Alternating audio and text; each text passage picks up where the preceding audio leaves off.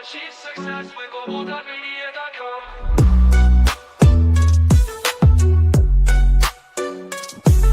Hi, Annie.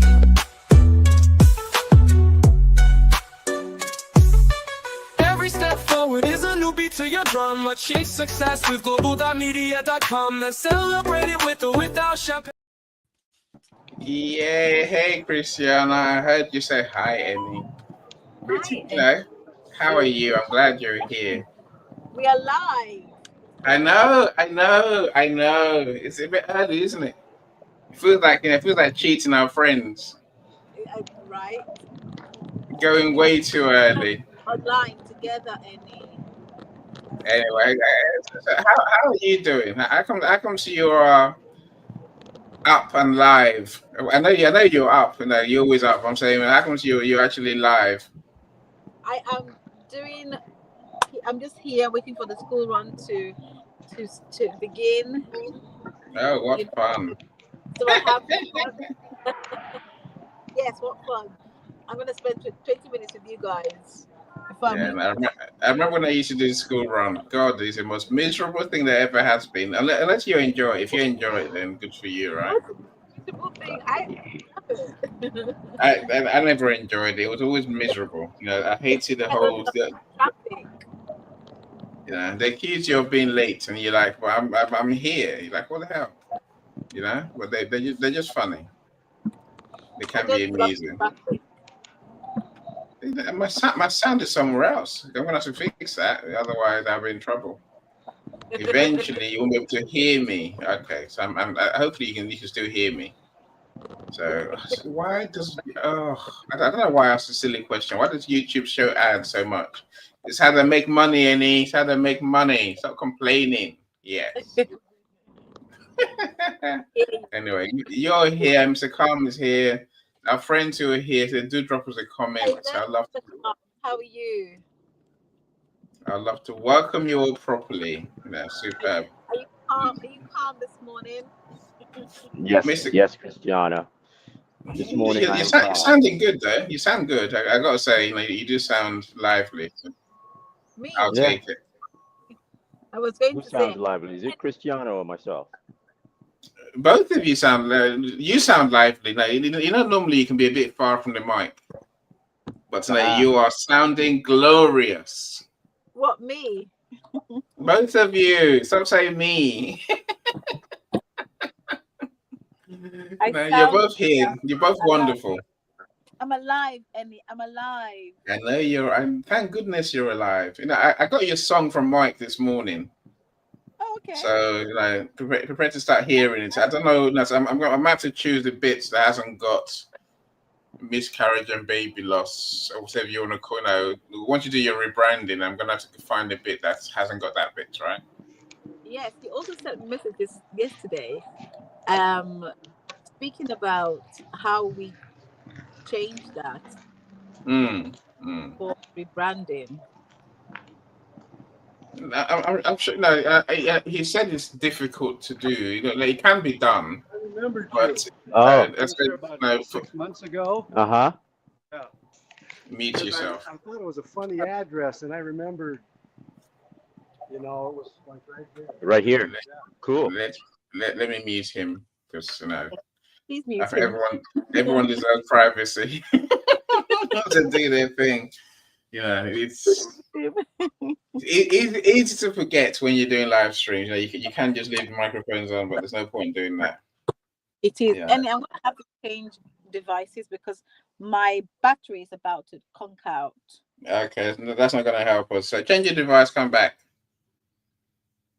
Coach David, turn your microphone on, please. Thank you. I was about to think, Coach David, why haven't you turned the microphone on? How are you, Coach David? How are you today? How are you? Oh my goodness, it's been too long. Is that how I'm meant to sound? Hello. Oh my Christiana. How are you? I miss you. Been a minute. Missed you so much. You abandoned us. Yes, I'm glad you know. Obviously, you've all done your work, clearly. Sorry. Now that's why you're up. You're here. Yes. How are you, Coach David? I'm here. I'm good. I'm alive and Coach, well. Coach David, Excellent. all I'm going to say to you is it is well. Mm. Amen. Amen. Amen. Good morning, Amen. Coach Thank you, David. Christian. Hey, Mr. Carl, Mr. Michael, Amy, how are you? You guys are super amazing. No, I'm good. So now that you're here, I'm living the dream, is what I tell them. They're Even like, better. oh, that's Yeah. okay. Mm. You know, and you get to live the dream. Okay, no, so look, Yeah. I know that I can see there's people here, but Yeah. they're not commenting. Do comment, my friends. Do let us know where you're joining us from. Let us know how your day's going, how your week has been, where whatever you want to tell us, do tell us. And I say that way, at least I can see you and celebrate you being here with us. Because I value your time. I value you giving us your presence, right? Anyway, Yeah. now so look, I think we have a big conversation today. So I'm glad you're all here. Hopefully, you're gonna all add your bits for us to learn from. See? Okay, so let me explain a bit, and then I will come to you to give us your thoughts. You see, look, when it comes to writing your book, I think there are walls everywhere. Walls, like prison walls. Authors, especially new ones, hit these walls almost every day, right? What looks like an easy process. I'm just going to write my book. Suddenly becomes like a noose around your neck, like a cross on your back. Writing a book is not easy. It's definitely, I can say that for sure. So, writing my book is hard enough. I think, but I spend my days writing other people's books as well, and it's not easy. So I'm always, I guess, I'm always keen to keep our author friends motivated, driven, and just awake and keeping on. So I called my topic today "How to Not Lose Hope." See, that's the thing, right? Which is many authors will just give up along the journey. That is what we shouldn't do. That's what we can't afford to do. That's what does not help us. It does not help our book. Does not help our readers. Does not help our back balance. Does not help our credibility. Maybe I'll say it doesn't help our mental health either, because when it comes to doing our book, we want to, I guess, have an impact, build credibility, build that legacy, all the good things in life. But like I say, it's not easy, and so many authors lose hope. I guess I've listed maybe 14 steps in writing your book, 10 of which would say are must-haves, critical, essential steps. Now, so in all of those, from even coming up to with a title, God, if you know how hard that can be, right? Some people struggle to come up with a title. Sometimes it's not they have no title. It's more that they have too many titles and they can't choose one. And they get stuck in this pit of titles. I'm just like, just choose one, choose one, choose one. And they'd be like, oh, no, but I'm trying to do this. I'm trying to get these words. I'm like, okay, here are these words you're trying to get in a title. Let's do a title and subtitle, for example.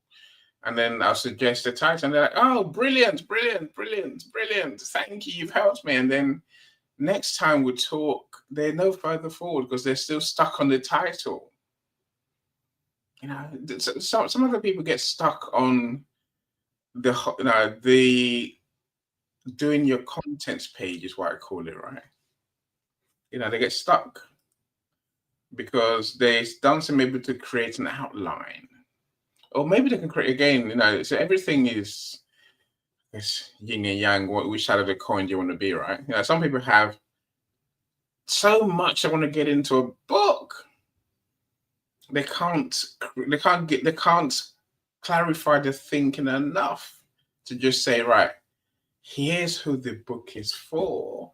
Here's what the book's gonna do for them, aka the title, and then say, right, these are what they need to know, aka the outline, the chapters. Again, they get stuck. They think, oh, book writing is not for me. I can't do this. And then there are those who get past step one, they choose the title, step two, they have an outline, they know what they're going to talk about, they know what they're going to write about. And then it comes to writing the book. Yeah, that bit where you actually have to find words and put words on paper. So that's probably the most important part of everything.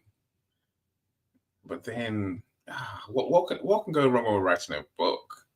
I mean, let's start with writer's block. I don't know what to write today. I don't feel, and the words are not coming. What am I gonna do? I don't like how it sounds.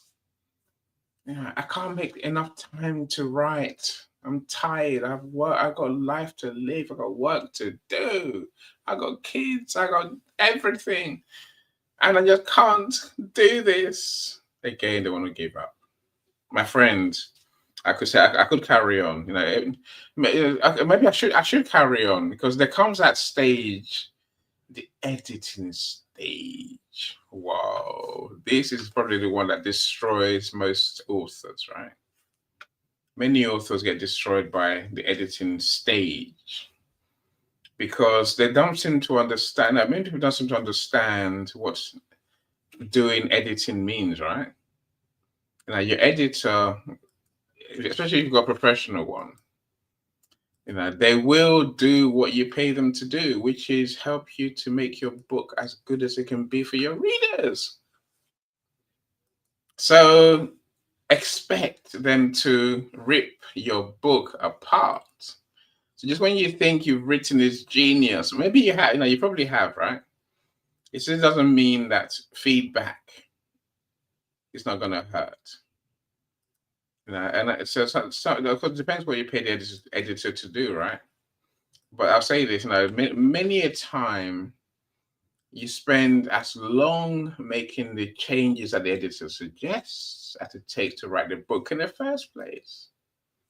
Many people are amazed by that reality. They expect you to get through the editor, and the editor says, oh, bravo, excellent, amazing.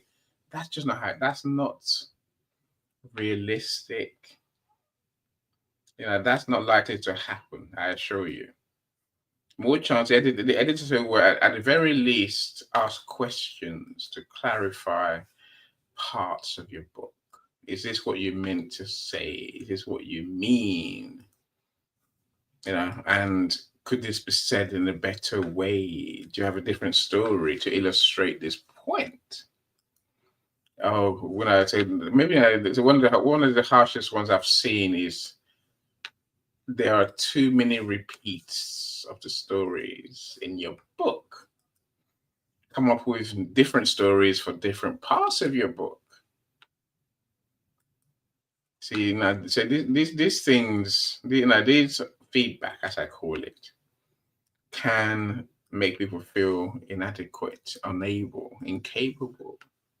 But that's just not true, right? There's no need to give up because someone says, can you fix that? Can you change that? If you do that, it can make the book better for people. So that's just another one, maybe one of the biggest pitfalls that authors fall down. The question today is, how do we keep going? How do you keep going? That's what I want to share with our friends today. How do you not lose hope? Right, my friends, thank you for joining us today. I'm so glad you're here. My American friends especially, I value you more than you think because you've woken up and you're here. Would I join a live stream at 8 o'clock in the morning? No, probably not. Because normally I'm asleep, right? Unless I haven't been to sleep yet. But I value you for being here. Of course, my British friends as well. You're just the greatest. Anyway, let's talk to our friends. Let's talk to our friends. Who would like to share first? Mr. Calm, you are first in. Hello, Alavine. Welcome. Always glad to have you around, my friends. You're a star. Mr. Calm, talk to me. Pitfalls and where we lose hope. How do we keep going? As far as I can tell from what you've been talking about, especially with the area of most concern, and that is getting through the editor scrutiny. My opinion on this is this: your book has to die in order to be resurrected. May I hear an amen? Amen. All right. I like that. I do like that. Hallelujah. Why resurrect? As a writer, you gotta have resilience. You gotta have that. You gotta go back in. Yeah, you really want this book to be, published. You really want it to get out there. And how do you want to get out there? Your first pass was considered by the editor a piece of crap. So what did she do? She killed it, or he killed it. So now you have to resurrect it, bring it back to life, differently, in a different manner, in a different way, in a way that can sway and move the crowd. Can I hear an amen? I'm on mute. I muted everyone as well. Sorry. Amen. Amen, brother. Oh, okay. So yeah, the amen is dead. Look. Most editors, they're not that harsh unless your first draft really needs work.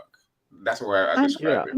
What I'm saying is that you have to expect that your book is going to die. You have to expect that when it gets to the editor level, that's what's going to happen. I mean, most people don't expect that. They don't realize that, that's in the real world, that is the expectation.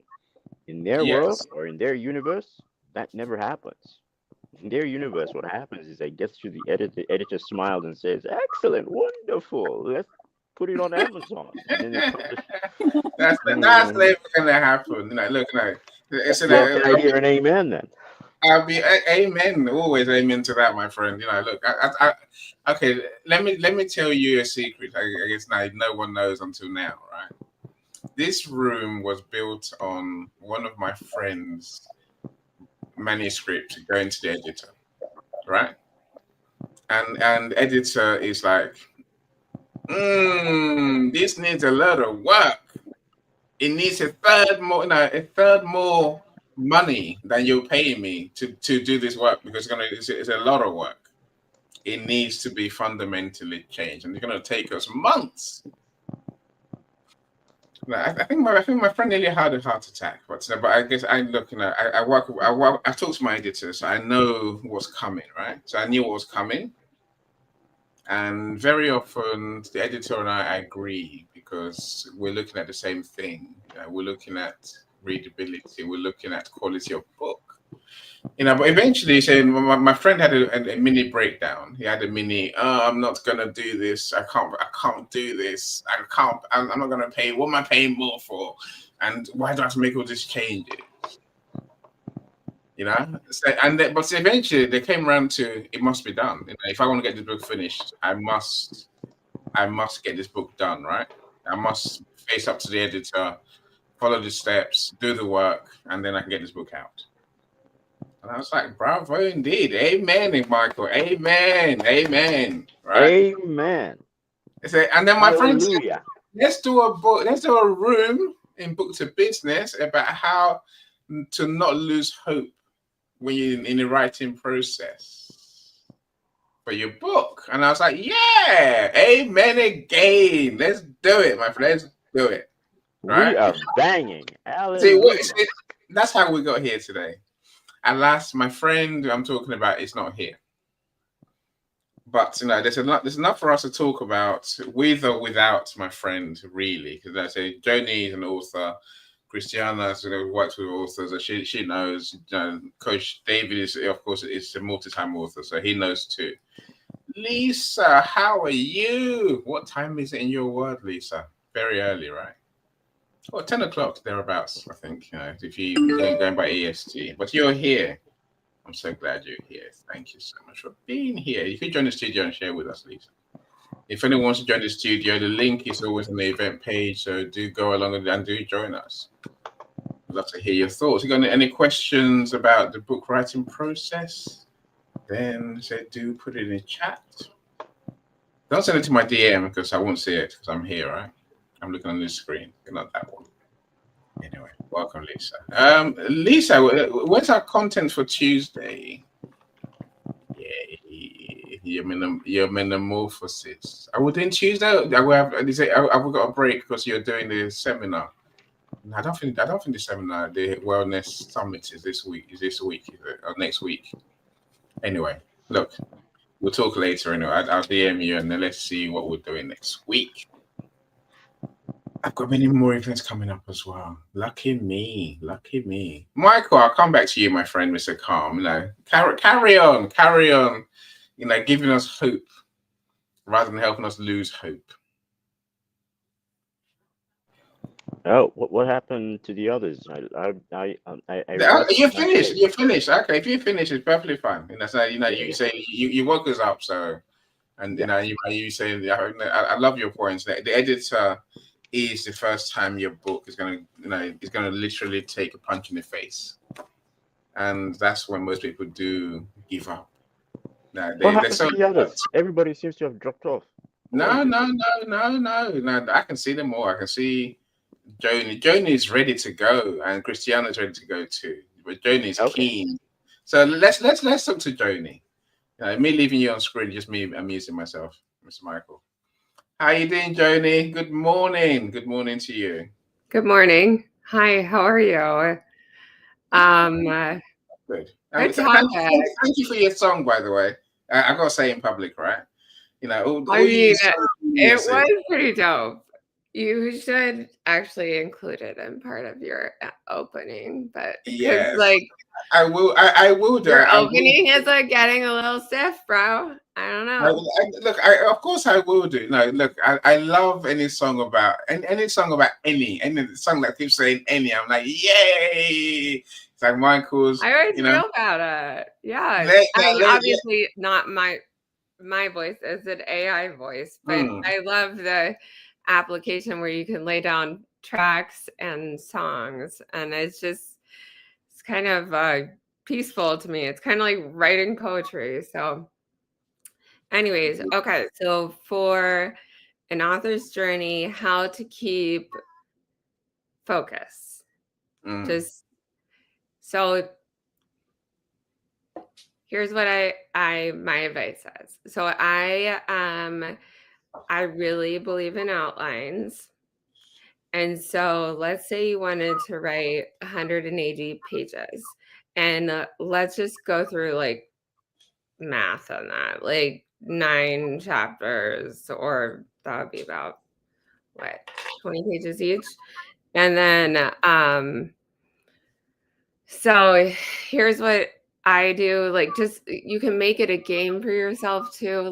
Go on a walk, and every time you see your favorite tree or whatever, write down the title for the next chapter, and then you have 9 titles, and you have some sort of format to go with. And I was never a procrastinator. I just was never a perfectionist. So I never didn't want to turn in an assignment, but I want to get it done so I could go out and party. So that's kind of always my hindrance, because I don't check over everything really quickly. I think my verbal usually works out well. But I do I do think that, getting together conceptually, what is the book going to be about? And then even if you do the chapter names and then you come home and do the chapter guidelines, it could be life changing for you, because it was just an hour walk and I have all this on paper. It's amazing. Like, I just wanted to write a book about, being a mechanic and all the drama that goes with it. I don't know. But I do think that for me, I like to do that. I like to put chapter names. I like to put parts of chapters. Then I have it out and then I write it as fast as I can. And then I go back. I do go back now that I'm 43. So Yeah, you have to go back, right? Yeah, you do have you to go have to back. go back. There is so much, and like AI fixes things weird. And so, I learned that from my first book, but that would be my advice. Like, go for a walk with a little journal, and 9 trees you see, you have to write down a chapter. That's so weird, but it's like motivation. Yeah, nothing. I haven't. Look, trying to. Some people have different styles. That's the truth, right? Some of my writing coaches will say to you, "Just spit everything out. Just spit everything out." I'm like, don't do that. Have an outline, as Joni's saying. Have chapters. Have some sort of guide, and then write to that. Right? When I write to that, but then you can spit everything out, and then yes. you can listen to it later when your child reads it to you, and you're like, that doesn't make sense. Well, that's in the pre-editing bit. Look, I got a question to you, Joni. I see you, Cyrus. Welcome. I'll come to you next. Cyrus is likely at work, so he's joining us as a special favor, right? So, Cyrus, I'll come to you next in a second, right? Joni, what was your brick wall, though? What was your brick wall? What's the brick wall? What nearly stopped you? Yeah. Just starting. Just starting.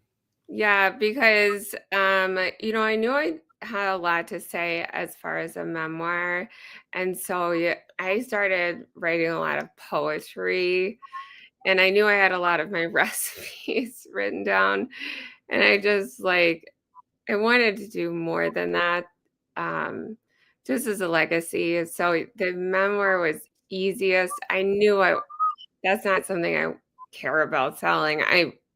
I definitely care to put it out in the world, but then comes different creative ideas, and so the creative ideas are harder to fasten on to.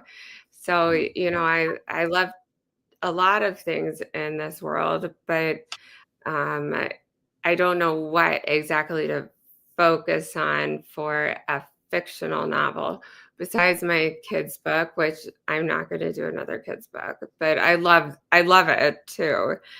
But yeah, how do you start thinking of a character? Because everything comes slightly from your own point of view, right? Like, we met it's all from you. It has to all come from you, right? Yes. And you don't want it to be so stereotypical, this crotchety old woman was sitting at the secretary desk. She was smoking a cigarette, and she didn't even give a hoot that I came in the office. I have my whole manuscript there. No, I'm kidding. That's just a stereotype. And so yeah, so I would say, choose one topic that you love, and let's say that's like swimming, like me, and then do your 9 steps or 9 miles or whatever, and write down different things that could be cool about swimming, and then decide if it's going to be fiction or nonfiction. Yeah, I like that. Look, I think the most important thing that you're saying, Joni, is that we have to choose what we're going to write about very carefully, right? You know, Well, and choose something that you know about. yes, yes. Well, I think we tend to say Like I'm there's going too to be much. like writing about samurais. No, look, It's there's too cool, much. but no. I think you have to write about something that you're interested in. Mhm. Otherwise, you're not going to finish your book. I think I must have said this in our last event, but it was quite a while ago, right? You know, the two things are you're interested in that topic, and your reader's interested in that topic. Yes. If neither of those things work, you're screwed. Yes. No, And there is essentially, so many people on this earth. I promise someone will like what you're writing about. mm, Someone will. Someone will like that you're writing about like 1880s, like, misogynistic treatment of women, or I'm just, going no, there. no, But Jeremy, no. What I say, look, I agree. Whatever you want to write about, someone will be interested in. As I said, Sarah's and I were talking to someone the other day who wants to write about the first, Second World War, I think, something like that. If not the war in the well, who doesn't 1800s. love the world wars? Ugh. Most people. Would you buy the book? Of Anyway, no, course, so I always buy the books. I love right. reading about World War II, but that's because my grandma was in it. So, okay, I'm going to hand the mic. You get the idea, though. You know, like my friends, you know, again, as Joni said, the creative ideas, they don't always come easy, right? I think the trick is to form a habit of writing, right? So just sit down, make a plan in your head, maybe in your schedule. You know, the big question in the room is this: do I write when I feel like writing, or do I try to write every day? Try to write every day. Try to write like one thing like before Yes, bed or when you wake up. yes, Or like while I you're like agree. taking a Yes, shit, yes, yes. whatever. You know, It's because like you got one thing on paper, hmm, but and then see like, gosh, I've been talking about the leaves changing a lot. That could be a really kind of like romantic intro into a great romance story about, this arboretus and this woman who doesn't know how to take care of her property. I don't know. But you just gotta there's so many ideas out there, but hmm. I understand it's so challenging. It Yeah, really no, is look, so challenging. look, Gu- choose your Guys, idea and write something. Write just half an hour a day. That's You the know, minimum. Whether it's before bed, or when you get up, just make that habit of writing. Now, as Joni said, write what comes to mind. Don't care how good it is, right? No, we'll tidy that up later on. With here's the thing. go. I did Um, not. Okay, with the advent of AI, you Mm. can actually use AI as a muse. You just type Yeah. in your idea into AI, and you just Yes. query it to spit out something, a whole bunch of Mm. stuff, and you review that, and I'm sure something will populate in your head, just by taking a look at what it actually gives you, and give Mm. you, an incentive to write, to jot down your ideas, your things that click between you and AI, whatever is out there in the universe, and you just put it down in your own words. Just this is what I think about this. This is what I think about that. You know, you can. That's how you can go about it. It's not. It makes things easier if you do it that way. And Look, look. you can get across, and that will Potential. make you that will allow you to churn the ideas that are coming up or popping up in your head Right. Look, to no, put them into writing. I don't think that's any better than spitting out what comes to mind, and then refining it, like you say, when you have mental gaps. When you have those moments where you feel that you don't know what to write next, review what you've written. I agree. No, I think no. I mean, run into AI as if AI is and your if there can brain. be something like fluid going through your story, Yeah. especially through a memoir, I wish I had done this more in my memoir. that would be really good because it just keeps like the stream of thought going. And so, for instance, here, okay, so this is my dad's flathead screwdriver. He's had this since before I was born, and now I have it. And I could have like used that as like when I was a kid, I looked up at his workbench and it was so shiny and see-through. I thought it was beautiful. And then when I'd watch him do woodworking projects, I thought, wow, like what a dad. And then as I got older and I did shop class, he'd help me fix things for shop class that I had to turn in. And I was like, oh, he knows so much. And then when he like actually didn't fix my window seat and fell off the roof. Yeah, sorry, I didn't laugh out loud. Sorry. You better laugh. Oops. The master has left the building. New master is here. And she's going to keep this, whatever, your flathead screwdriver for the rest of her life right in front of her desk. Love you, Dad. It's all right. It's all right. Look, I think that there is something also in what Journey said. Don't be aiming for being a perfectionist. What you write today may never make its way into the book. Never, ever, right? But I think there is this about exercising your muscles. Your creative muscles. That's what we're trying to do, really. Exercise how your brain works, and your brain becomes used to the process that we're trying to do. AI can help, of course it can, but let's not rely on that too much. Let me go to Cyrus, because Cyrus, I say, is on a time thing. So Cyrus, talk to us. How are you doing? Hi everybody. Hi Annie. It's a pleasure to be here. I've only got 4 minutes, so I'm going to use it wisely. So regarding writing a book, based on my experience, I don't have much experience in writing books. This is my second experience in writing books, but based on my limited experience, the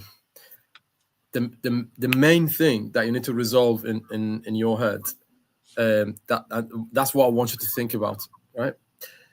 Find out why is it that you wouldn't want to write it, or find out why is it that you can't write it now, right? Because if your brain is postponing it, saying, okay, I'll do it after my children go to university, or when your child is like 2 years old now, right? So that's just a silly example, but you need to find out why. Because when it comes to writing books, or creating software, or anything that sounds daunting to you at the beginning, you need to find out why is it that your brain is telling you no. Resolve that first. And naturally, the brain always focuses on the outcome. If the outcome is not immediate, the brain focuses on difficulty of the process. So difficulty of the process is, oh, I don't know how to write. My grammar is not that good. I'm not really good with words. So you try to talk yourself out of a good deal, right? That's what your brain does.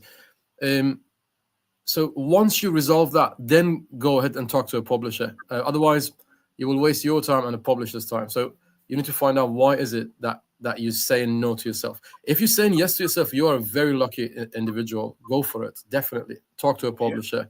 Explain to them, these are the chapters. This is the general outline of the book. Help me write it. Get help. And I know I sound like Harry Potter's teachers when I say help will be given to people who ask for it, right? It's not hard. It's true though. It's true. You haven't got to do it all yourself. People get stuck on things that they don't enjoy doing, and it's not their wheelhouse really. There's nothing wrong with going to someone else and saying, "Right, help me." Whether you call me a ghostwriter, whether you call me a writer, whether you call one of our friends like Christiana a writing coach or a writer, it doesn't really matter. But if you need our help, then reach out for help.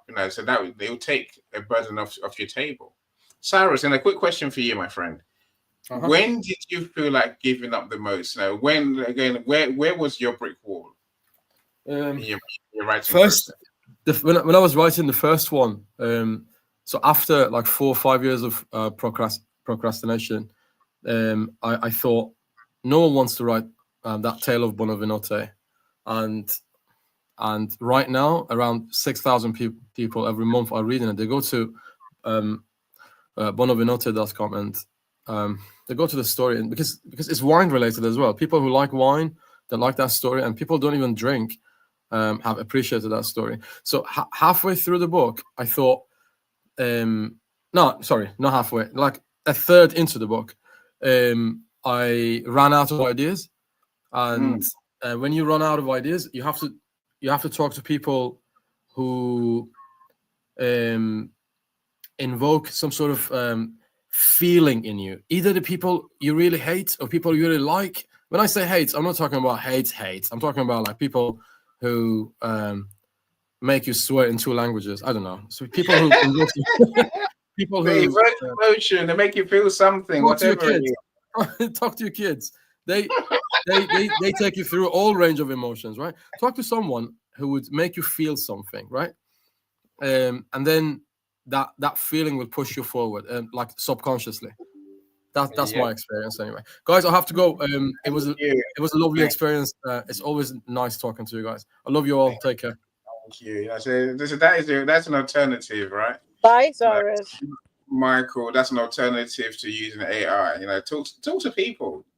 Go for what you've written already. Talk to your cat for all I care. I'm saying, get some emotion in. Find a way to come back to a creative mind space. What I'm trying to say, right? Look, there's more people here. So, Christiana, I'll let you know. Please share with us, and I do want to go to. I have a quick addition. Finally, I'm joking. Oh, shush. Finally. Go on. Oh, okay. You know what? I'm gonna let her go first. Hold on,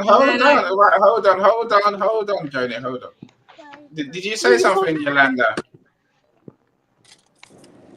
Yolanda, are you in a hurry?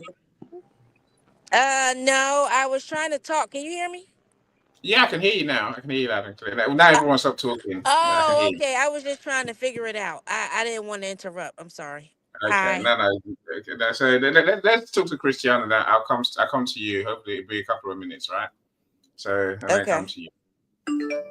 Then I come back to you, Joni. It's fine. I'll come back to you in a second. Christiana, talk to us. Point, jeez. Where's Christiana gone? No, come She's back. right here. Okay, Festus. Festus is here as well. Sorry, my bad. Can you please put your camera on? I'm here listening. No, we're like our camera. It's like audio days, right? It's like audio days, Joni. Christiana, talk to us. When I say, where do authors hit the wall from your experience, and what can we do about it? So I'm going to say this first of all, in so many more ways than one. So the first thing is an excuse expression, word vomit, right? You've got to get everything out on paper. For those of us who have gone to university and we've had to have, a dissertation written, think back to when you had to write your dissertation, from picking out, the topic to your thesis and being able to put something down. You have to have an outline, okay?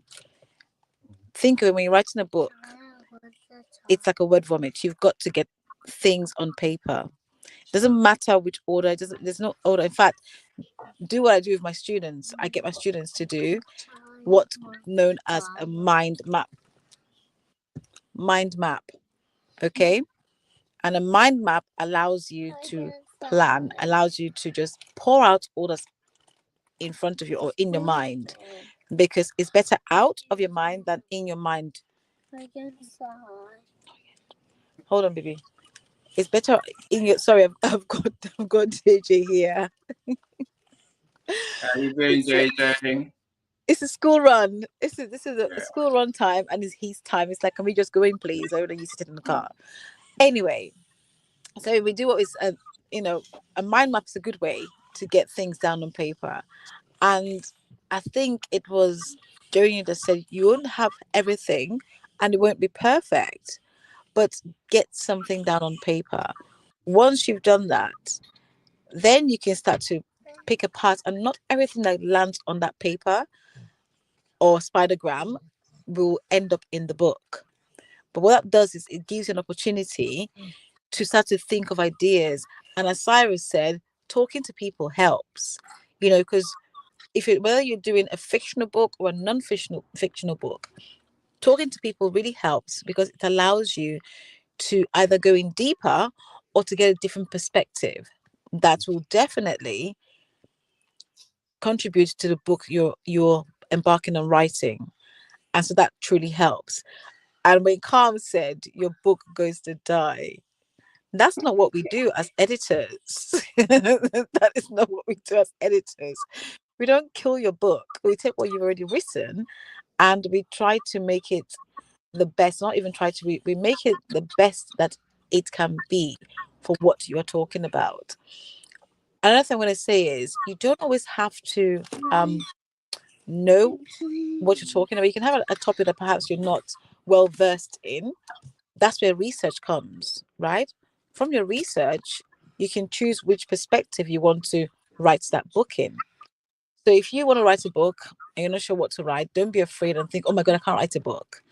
You have to really think about what's your interest, as Annie mentioned, and how do I take that interest and turn it into a book? Write things down and do your research. And I know for me, Annie's gonna kill me. Annie's gonna probably pull my hair out. My book is One strand at a time. my book Sorry. is still on its way. My book is still on its way. You're It's still on still its way. procrastinating. You're still procrastinating It's still about on its way, right? title, topic, So theme.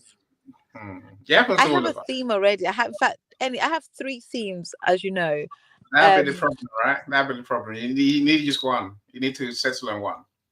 I know I need to settle on one. Mm. So I will do at some point. The main thing is I don't believe I'm ready for my book yet. With me and the way that I am, once my mind tweaks into now I want to get this done, I'll get my book done within 3 months. So it's about being ready and having your mind. That's the thing about writing book too. So sometimes you want to start writing a book, you may not be at the readiness stage to write that book. You might be at your contemplation stage to write the book, and that's okay.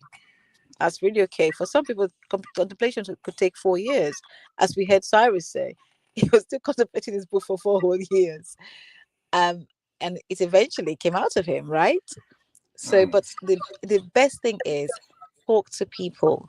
When you want to write a book, talk to people because you get a perspective. When you get a different perspective, that will contribute to your book.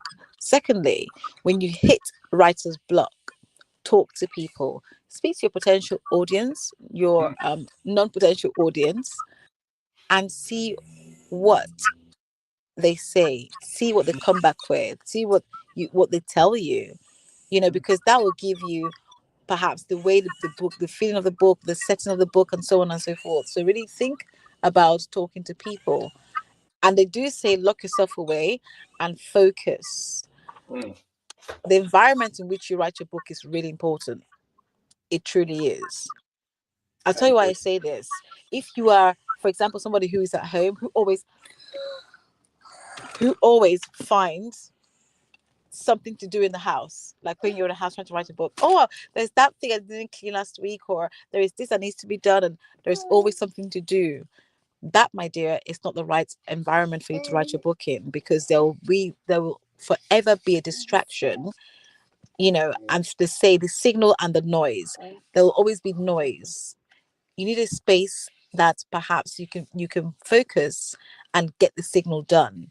And that space could be a co-working space. The space could be, a hotel space. Some hotels do things like day booking, right? And you can go in, sit down to yourself, no distractions, and you focus. You leave your phone on airplane mode, and you focus and you write. Even if you get an hour out of yourself, that is better to move you forward than nothing at all. So I land my plane there. Thank you so much, Annie.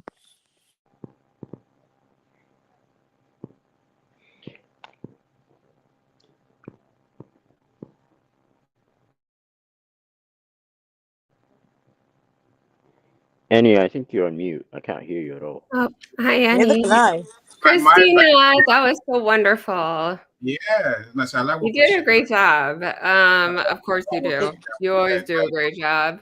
But I think like getting somewhere where you can kind of get into the mind of, writing is really important. Especially if you have little kids or whatever home projects going on. I mean, like I did a lot of good writing at Starbucks, like You mean in doing life, right? Life. Yeah, exactly. yeah. Or like literally like going on a walk and just sitting down on like a stump and like just like put some notes in. But yeah, so you did great. I had one more fun point that you guys could do. You go, man. I don't know how many people are listening, but I'm going to tell it. Okay. So a lot of the stories come from within, and a lot of the stories come from a significant person in your life, right? And I bet you saved all of their text messages. So what you can do, you can actually upload all of their text messages. And this is something that actually Calm kind of inspired me about. So to an app called iMazing, or there's a bunch of others. And then it gets all your texts. Then you can put it in Chat GPT and say, give me a story based on these chats. Like it's like hundreds of words. And then you can bring that in the woods and fine tooth it. And I don't know if that's right or not, but it seems more authentic than saying like, once there was a dishwasher named Anthony, Jody, can you tell me why you go to the woods? Oh, Jody. Why I'm does really big in nature. The woods. Okay. Yeah. Okay. Yeah, the woods. I have a lot of woods around me. I have like crazy nature trails. It's great. That's when you do your thinking and your writing. It just feels good to be surrounded by plants. I don't know. I'm a big gardener, and it just feels safe to me. It's clearing your mind, Michael. It's clearing your mind. It's giving yourself mental the headspace where you're not consumed by everything. Exactly. Yolanda, come back. The woods help. Yolanda, come back. I want to hear your thoughts. It's forest bathing. Yolanda is my It next. helps Also, because the greenery alone will just make you feel calm and tranquil. It just does. And like the noise. You lot, stop That's talking. nature noise. Stop talking. We need to get to Festus and then get What? to Nikki. Pardon? How you doing, Nikki? It's been a long time. Look, look. When you are stuck, there's two. Let's take from what Journey just said and what Christiana said, right? Carry your book outline on your phone. Mm-hmm. When you're bored, when you're in a queue, when you're doing nothing, but when you're waiting, go to your outline. That's adding content. So start adding, start filling in the gaps. Use times that you're not doing anything to just think. Here's how it works, my friends. The things we think about is what we do, right? Your book is not a thing only to be done in the morning, afternoon, or whatever your set time is. Your book is something that you have to think about all day. When Cristiano says you can get it done in 3 months, you probably could. Because in those 3 months, all you think about is a book. I'm saying we have to be the same people, right? Focus on the book. Give your book thinking time, real time. So, when you're doing nothing, when you're waiting, when you're sitting around, open your phone and add to your book, right? Don't just leave your book to be, a last thought. It has to be a living thought, and that's how you get creative ideas. But the 3 months. The 3 months is for people who spent 4 years thinking about it or contemplating. Procrastinating, as you say, procrastinating. Festus, my friend, said, I don't want to come to you, but Yolanda's come back. Yolanda, talk to me. How are you doing? Yolanda's my client, so she gets pride of place, right? I am doing well. How's everyone? Oh, no. Oh, That's not what's happened. Your can't hear sound you. yeah, it sounds like you're in the Matrix. You're somewhere. Oh, no. Are you moving? No. Say it again. Your sound is not clear. It sounds like you're underwater. Oh, it was sounding like that before. Can you hear me now, clear? No, not really. It's not. It's Turn not it clear. back on and turn it. Yeah, And you then might have to it turn back your on again. device back on. Damn, that's so upsetting. Like, restart your device and then come back in, please. I'd love to hear your thoughts. Mr. Festus, talk to us whilst Yolanda fixes her mic. If she comes back, then I'll give her the mic back. Mr. Festus, how you doing? How's your day going? Yeah, I'm wonderful. My day is going well. You are wonderful. You sound wonderful too. Excellent. Thank you, sir. Thank you. So, Hello to Mr. Com. Hello, Christiana. Hello, Nikki. Hello, Hello, Festus. Mr. Can you Enin. do a Yes, thing sir. to Yolanda's thing? Hello. yay! Mr. Hello. Festus. Hold Hi, on, Mr. Festus. Tony. Hold on. Okay. No, Yolanda sounds like a frog again. She sounds good first time round. I don't know why it sounds like this. You have to. Are you moving? Are you moving? You probably have to stop. Is she clashing? Even when Joni was talking, I heard it like this. Really? Okay. Are you near something that interferes with your phone? Yeah, because you sound like that too. So we all sound like frogs.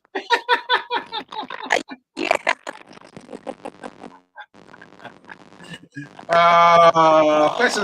Festus sounds clear to me. Everyone sounds clear to me.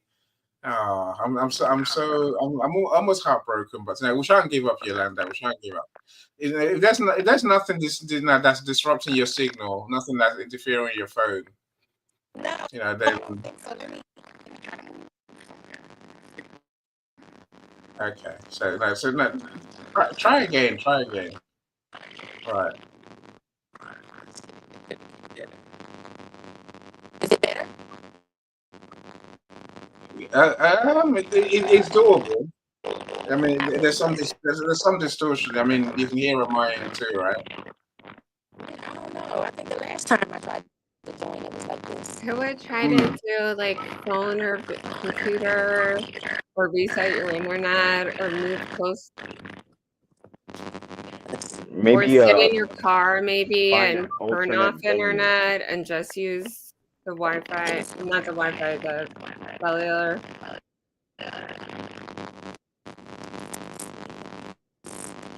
You Americans are brave. No, so we can hear you in bits. The distortion is heavy. Yeah, I'm gonna get out because I don't want to make it sound like that for you all. Okay, cool. But it was nice talking to y'all. I'm on my way to do a pink lemonade stand, and so everybody is Breast Cancer Awareness Month. Please show some kind of way to support breast cancer. Yeah, no, drop us a link. And then, look, let's go to events around your work.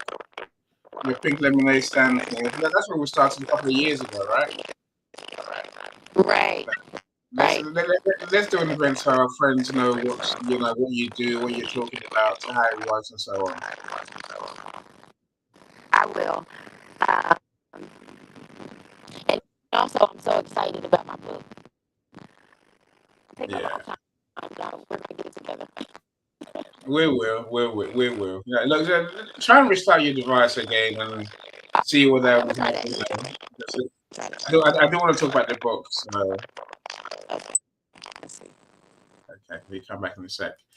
Mr. Festus, you're back again, Mr. Festus. You're back. You're Okay. All right. right. So I suppose I would like some honest storytelling. So tell us about your book writing experience, my friend. Okay. For me, writing, it's I don't write. Let me just start with this. I don't write with chapters. I don't write with a theme. I write with a burden. I I write with a perspective of what I want to accomplish at the end of the day. But most times I have difficulties settling on a theme and structuring chapter by chapter by chapter. So what I do is I write like I was writing myself a story of something, or something, or writing a letter to someone. I was just writing. I often write my thoughts around the burden I have in mind. Like for instance, the book I've been working on, um, I started earlier this year, and it's a book that I wanted to find a common ground between. Um, I wanted something that can solve a problem from a personal self mastery to um, any other aspect of life, like relationship and business. The reason I use any other aspect of life is because my work over the years have proven to me that the only thing that guarantees success in any area of life is self mastery. So I was trying to write this book to actually help someone to master self and then see how to use that to grow in every area of life. So because of that reason, it took me a long time, and still I'm still working on so many things because I was trying to get the right message out. So one thing I do the most is part of what I am already putting into this book. I use it in form of teaching, conversation, interaction, and I pay attention to conversation that is leaning towards that area, so that I can be able to gather enough information. But in my writing time, my best time to write is when my brain kind of give me something worthy of writing. So most times I am at my best in the morning. Right. Sometimes I can start working on writing on maybe writing something around anything from 12 a.m. downward, and but I don't do well in the evening when I return from work because most times my brain is always scrambled. But my best time is often that morning time, and I write generally. I don't structure by chapter. Just That's just what I want to say. I don't write by chapter. I don't write with a theme in mind because I want to have freedom while writing. So I know if I actually have a theme, it may distort the way I'm going to flow into the message. So I focus more on my thoughts and the burden I have in mind, the problem I want to solve, and then see So, how I can connect my thoughts around that area. here's a question for you. Yeah. Festus, how's that working for you? It's working perfectly because it gives me freedom to think, the freedom to express, and freedom to connect with my thoughts. I already have a problem I want to solve. But you need So structure. You need structure to get your book done, my friend. Whether you like it yeah, or not. this the structure part is when I kind of do more of a traditional kind of writing. So once I'm done with because I believe that authors should write in two phase, a letter to something that you write almost to yourself before you write to a reader. So what I'm doing right now is almost like I'm writing to myself. So it is after then I'll begin to say, okay, these thoughts rhyme with this thought. It should fit into this chapter, and the chapter should be called this. And then this thought rhyme with this, and it should also enter this chapter, and it should be called this. That is when I'll begin to put the reader in perspective, because right now I'm writing for myself. I'm reflecting. It's more like purification for me. I'm not. I'm bringing out my thoughts. I'm trying to be as honest as possible with Okay. myself to Okay. So, purify. we're still clarifying your ideas. Oh, Yolanda, what happened? You've moved. You sounded very good for a second. It was clear It now. was. It was for a second. It's So go back fine. to where you were just now. Okay, we can hear you. We can hear you now. Yeah. The whole time he was talking, it was clear. Yes. No, the other time we were talking, it was fine. So are you near something that distorts your connection?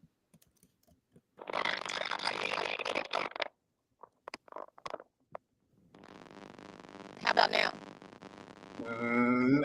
We can hear you, but no, we can hear you. So it's still difficult, but we can What would hear you you. say? No. Yeah. Right. Okay. There's hope. There's no distortion. Yeah. Okay. Look. I suppose what do you want to share with us now? What's your experience? Of course, we're working on your book, right? Right.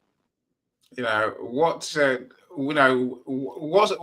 the hardest parts for you? Probably managing time because I'm so busy. So, yeah, just like the managing time, the writing part isn't a problem for me. I've been writing since I was a child, so I can, I research the thoughts. My mind is running pretty much the entire time I'm awake. So uh, the thoughts kind of just flow, but I have to, manage the time to uh, overlook things that I've written and I went over with Andy, and then I need to go back and check it. So, I make time for that. Um, I need to make time when Andy and I, are on the phone and we're, talking and recording verbally. So mine is time management, but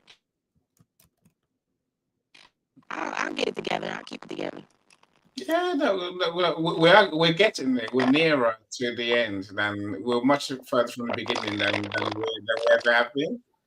We probably have 2 chapters left to go, and we are beginning to package the book, say the Right. manuscript.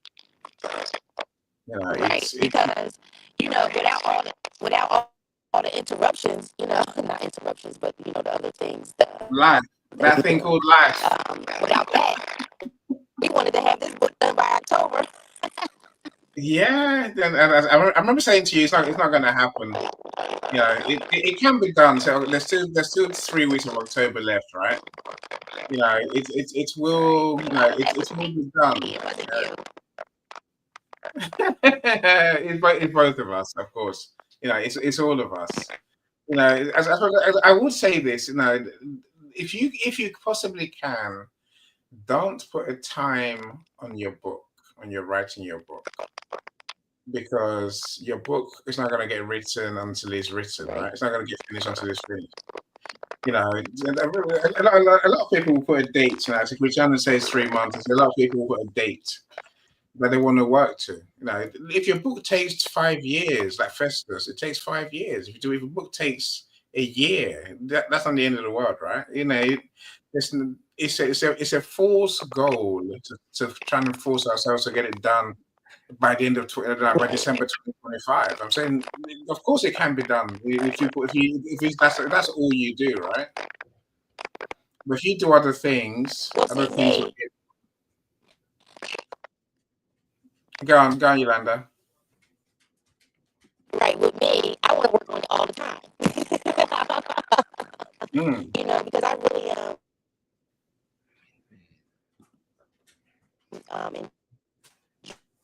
enjoying it. I'm working, honey bun.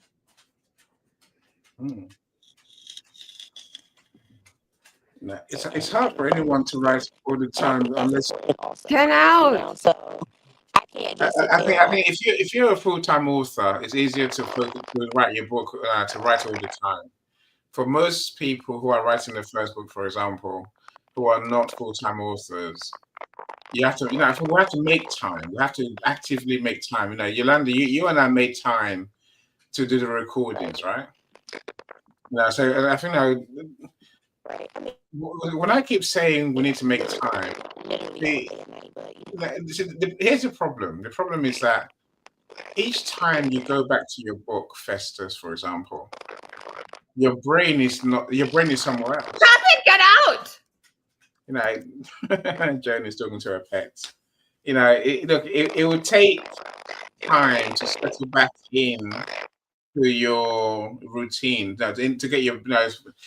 Every time I open your book, Yolanda, so literally, I know how hard it is to get back on track. The first couple of days is hard. Essentially, I don't do it anywhere near as much as I want to do. Mentally, I say I'm going to get to the end of this, but I never get there, right? And then by the third day, I'm back in the flow of thinking about your book, thinking about your story, thinking about where different bits fit, right? It's the same for everyone. Yeah, if you just do your book once in a while, you're gonna keep having to reacclimatize yourself with your book, reacquaint yourself with where you are, where you are going.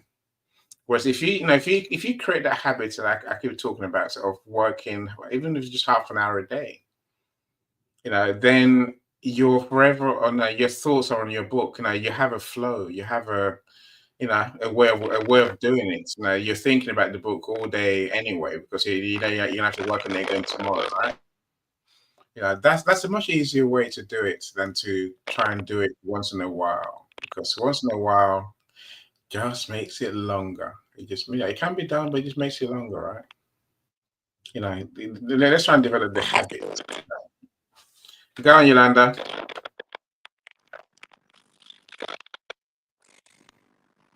No, I would say that, yeah, I have to do it once in a while, but I try to get in there quite often, maybe every other day, something like that, just to keep it fresh, like you said. Yeah. Now, look, that will do. I mean, you made a smart choice, which is paying me to work with you on the book, right? I'm saying that's a smart choice.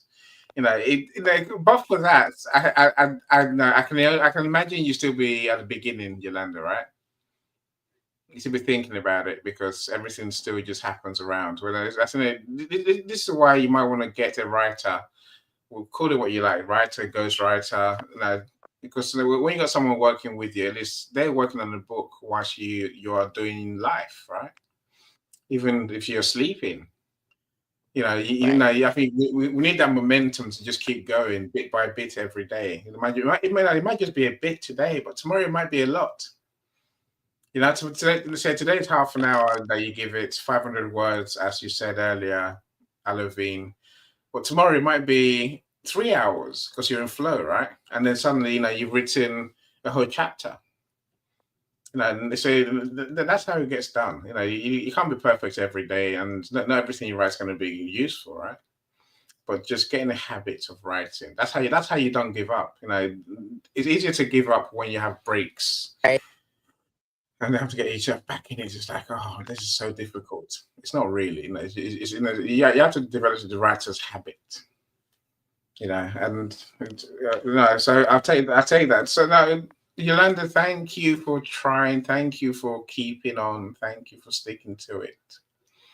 And I'm glad you're on stage. Thank you. You say you're not going to be on stage soon. Right? Yeah, no, well, you get your chance. I mean, so our friends will be fascinated by the topic of your book. So, I'll leave that for now. So, you get to find out because we're trying to piece it all together. So, and you get to meet Yolanda properly, and then you get to hear the stories and come and talk to her. We're sticking with the title, right? Yeah, the intertwined life of Grandma Jean is still the title. Yeah. But in terms of Hard to put that. define details, Yeah, you know, you all have to put that in your mind and just think about for the next time we talk clearly. mm. What do you think intertwine could mean? I mean, you and I were talking yesterday. I said to maybe we want to use the double helix as part of the cover design. Because it is into it's in. Yeah, no, you do say it all in the book. So you do say it all in the DMs. I think I found one last night, right? About what? It is about those relationships that are now unbreakable Right, because right. of people's actions and choices. That's what intertwined really means to me as I work on the book, right? And some of those connections, as you and I know, are a bit questionable, to say the least, right?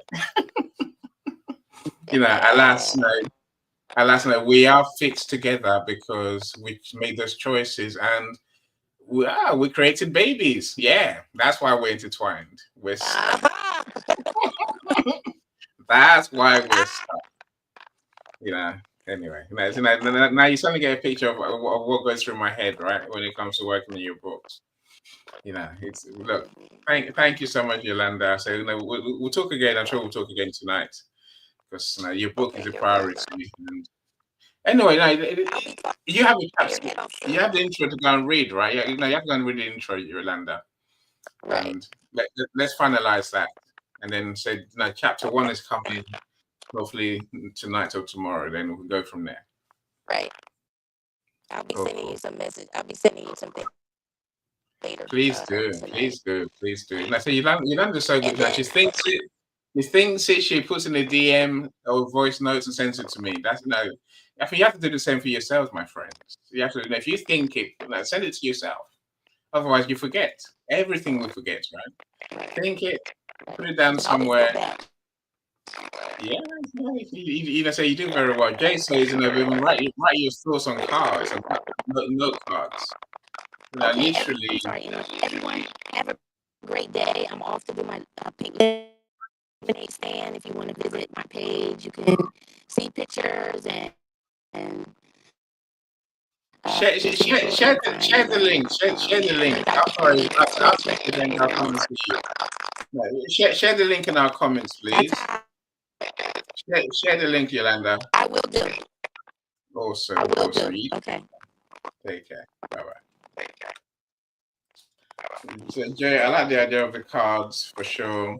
Where am I? Coach David. What was it? Festus, were you done? Not really. Festus? Okay, Not really. okay. So please carry on, then. I don't want to ruin your flow of thought and your sharing that we can learn from. Yeah, what I was trying to say actually is is this. I'm trying to write something. I don't focus on I have a couple of reasons why I don't focus on the theme, and I don't also focus on chapters. That's in the developing phase. I have my main idea is to pour out as you see, let me say this before I move on. I believe in subtraction than addition, right? So I want to have as much thought as possible so that I don't have to ever go back saying, "Oh, no, no, no, let's add this." Or I believe in, let's say, trimming things down to the perfect fit. So I have to capture as much thought as possible so that I can be able to have that freedom to do that. Because if I'm trying to do something that cuts across my own work is I am that guy that wants to balance something between religion, psychology, science, and philosophy.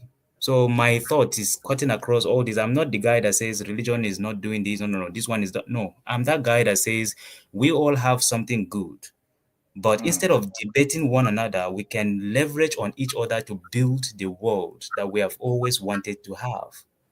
So most of my work is not questioning any of this, is rather saying, come, let's look at it like this.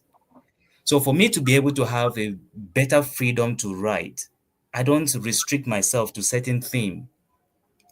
That I have a burden. I know what I want to solve in the world that I live in my society, my community. I know what I want to solve. So I'm allowing myself to pour out certain idea in that area so that by the time I'm done, I can be able to, during my sorting period, when I'm sorting my work, I can be able to say this thought and this thought match this place. It can fit into this chapter. This particular thought and this particular thought actually match together. It can fit into this particular chapter. And not that I don't have a theme that I might be leaning on, but that theme is not a general, is not like a locked in theme. So it's just something that is standing there as a guide. But at the end of the day, by the time I'm done with collecting my ideas and then I'm writing to myself, then I'm now focusing on writing to a reader. Then I'm now sorting my thoughts together, putting them into chapter, and at the end of the day, only God knows what I'm going to center on as the theme of that particular book. So that is what I'm doing right now, and this is the step I'm taking for the work I'm working on right now, because I don't just want to write book, right? I want to write something that that we feel like I want to write a movement. I want to write something that is cultural, something that I don't know. I want to write something bigger than me. I want to write something that stands the test of time. That's what I'm trying to work on, and that's why it's taking me time. I can sit down and force myself, or rather focus on time management and get something done within a short period of time. But I don't want I don't want it to fade before I die. I don't want it to ever fade, even if I die. So that's why I'm allowing myself to pour out what I'm discussing with people, what I have appeared on stage to talk about, what I have written down in my journals, what I record as audio. I'm collecting all these thoughts before I can even think of sorting them into chapters. So that is just my own process. This is just it. So it looks sounds like that you're growing a instead of you're a gardener, or you're a what do you call it, a farmer who's growing a tree. And it's not it's in Japan they grow bonsai trees, and they allow them to grow, and they trim them real nice, make them look fabulous. But it sounds like you're growing a baobab tree, and that's the baobab is a tree that's ancient, and it grows beautifully and magnificently. But it's also something that takes time, a lot of time. But what you're applying is the Banzai message on about the Banzai method on a baobab tree, which is an ancient African tree.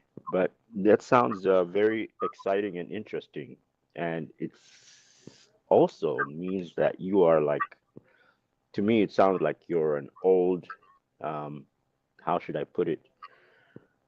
Uh, you're an old craftsman, ancient craftsman, kind of something like that. I think Annie, you can correct me on that. Yeah, one. Guys, look, Festus, you're writing a book, man. Write a book. I could say, let's see how it works out, right? I'm saying there's only so much you can collect. I'm saying you need to put it together in a way that readers can benefit from. I know you want to write the greatest book ever, the book that's going to change society. I get that. We all do. But ultimately, my friend, just write the book.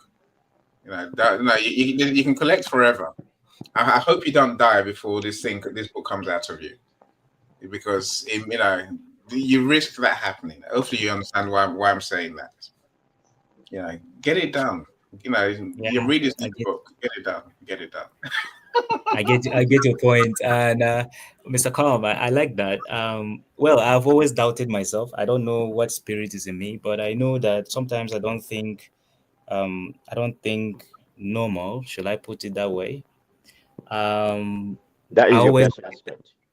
That You is your said? very best. That is your best attribute right there. You don't think normally, and that means that you've got a universe of your own, which you are growing Yeah. and making better.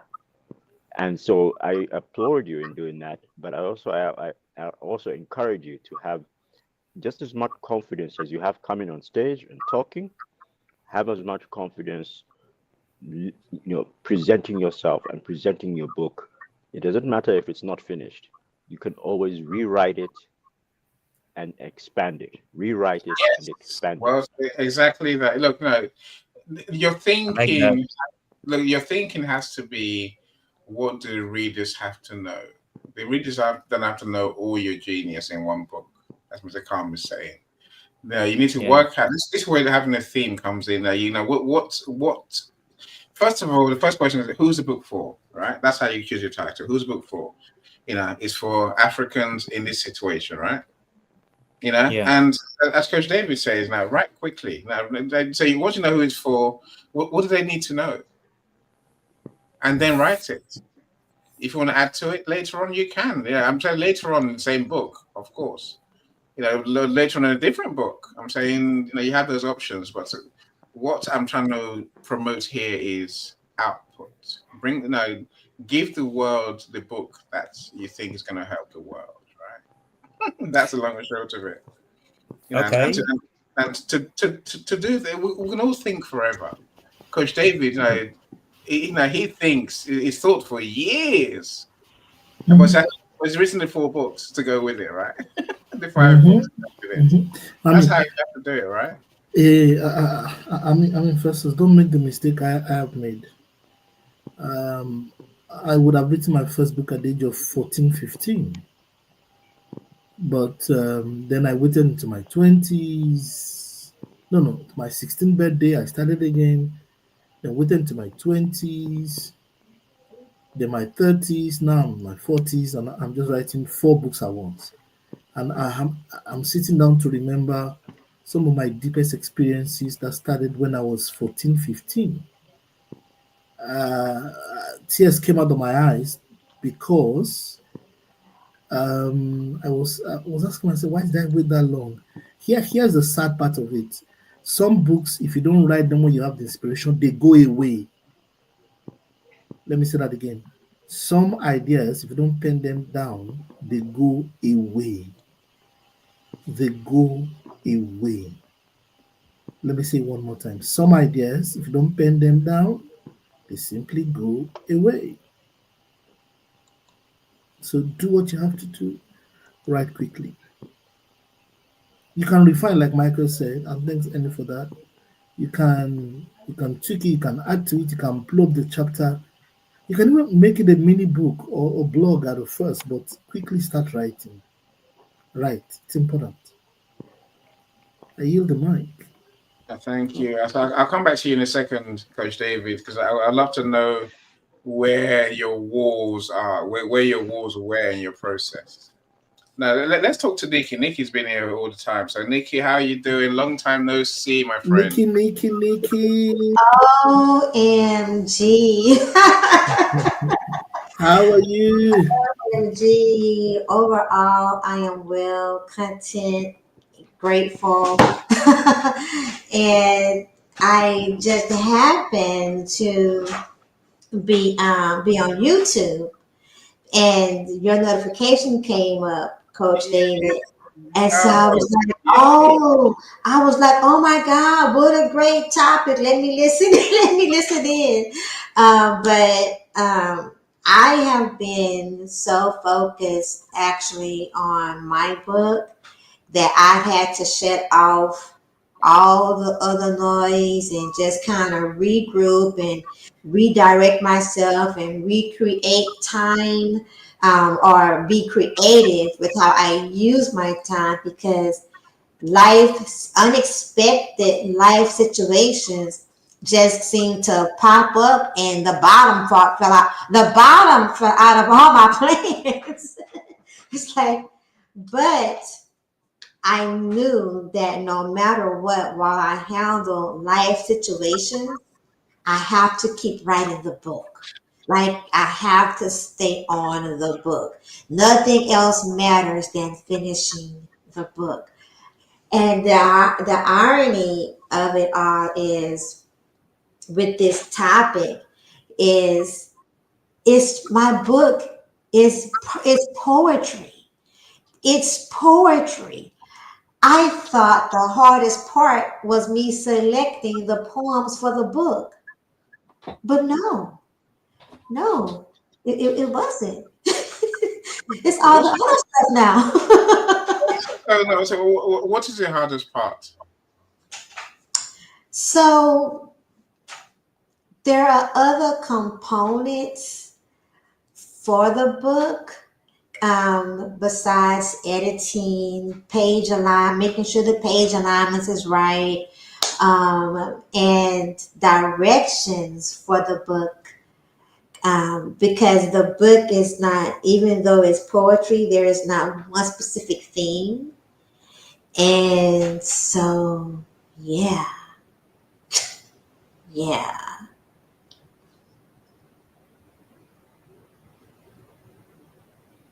yeah. That's it. That's how I got. It's look. I imagine you've got hundreds of poems, right?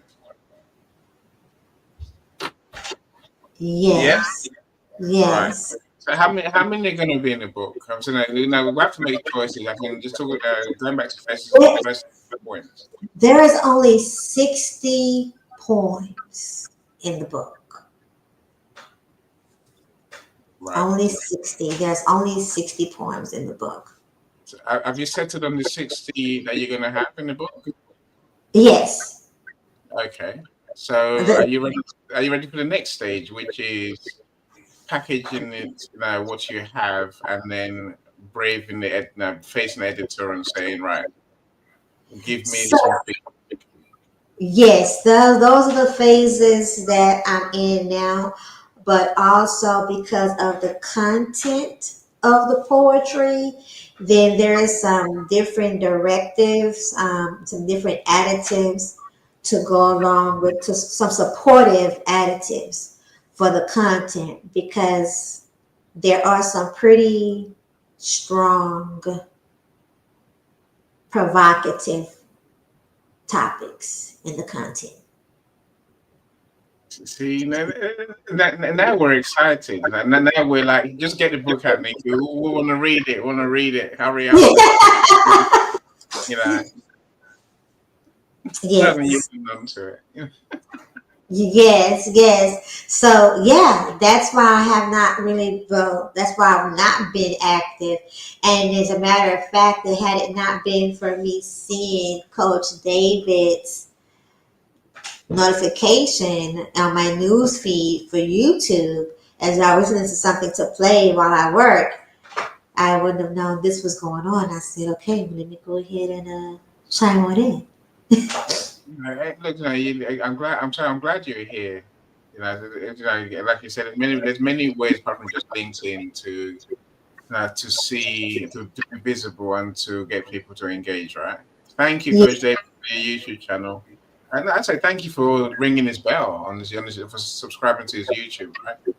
It sounds like you're not subscribed to mine, Nikki. I don't know what's going on, but I'm sure you are. I'm sure you are. I blame you. Yeah, actually, I thought I was subscribed to yours too. Yes. Well, no, we'll look into that. So before our day's out. So let me work on Mike. How you doing, Mike? So I got your song for Christiana this morning. So we're gonna start using it.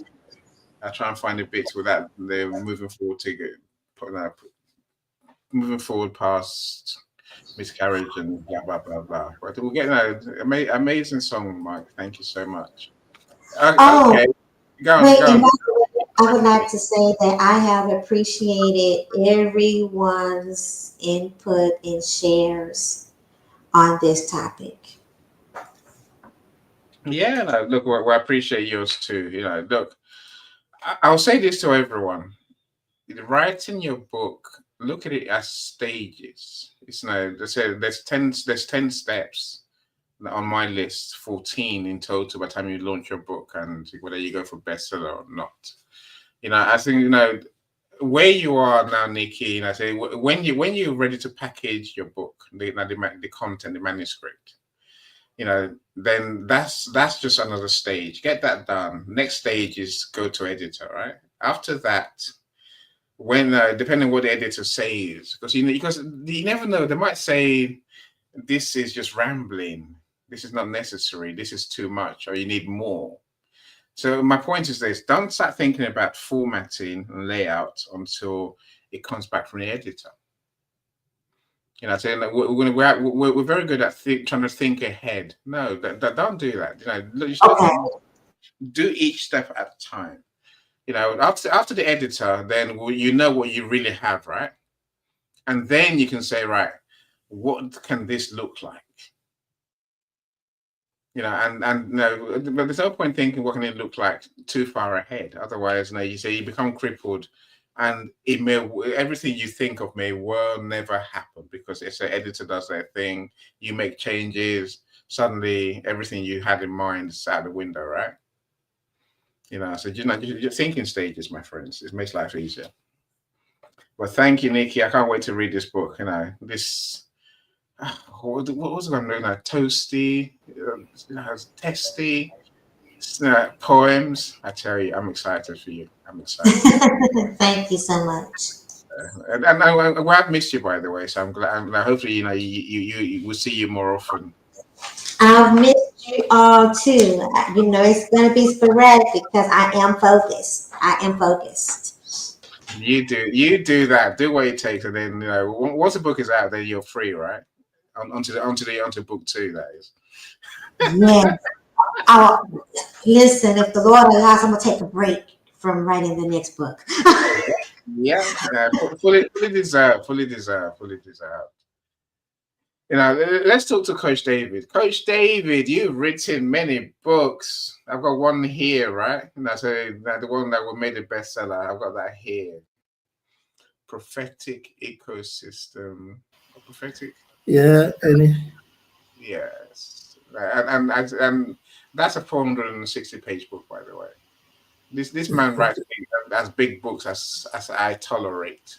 So most people, someone told me they want to write a 600-page book the other day. I'm like, no, don't bring it. I don't want it. Take it break it down into different books. 2 books there, maybe 3 books there, right? So, Coach, how are you doing? I'm good. I'm here and I'm excited. Yeah, no, thank you for joining us. Look, talk to us now. What is your process, and where are the walls that you've experienced? Yeah, the walls I've just experienced. Let me start from the walls. I have always loved knowledge. At the age of 10, I read everything that was called Pace Setter. There's a novel called Pace Setter, secondary school days.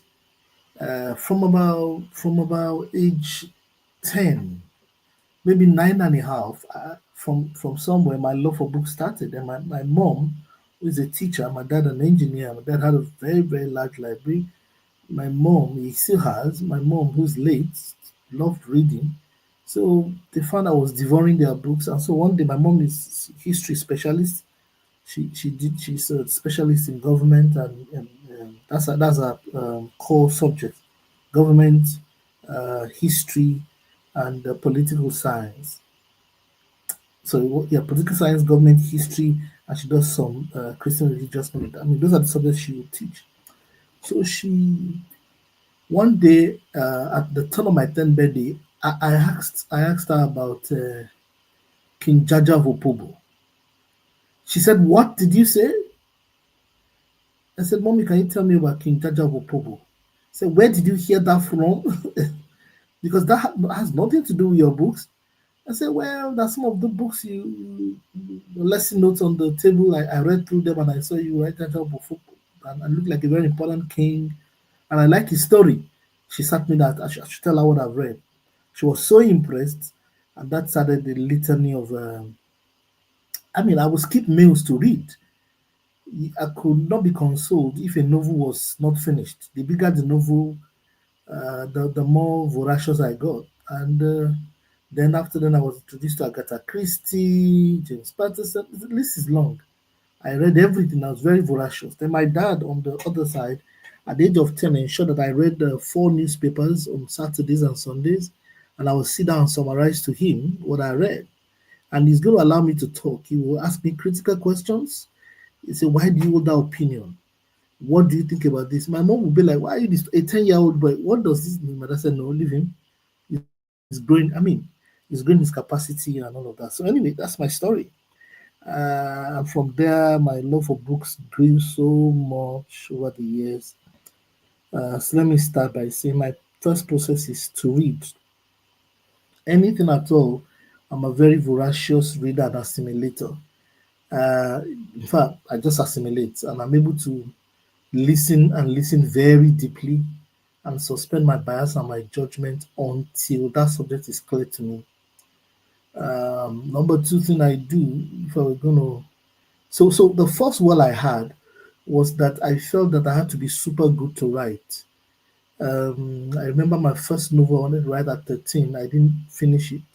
And I tried at 16, never finished. About 20 something, probably 24. And in my 30s, career life started. And my career started actually by my 17th birthday because I did the first holiday job and I was lucky to let it was within the computer world, which was my first degree, anyways. And the moment work started and I entered the university studying engineering, my love for books reduced because engineering is not a joke.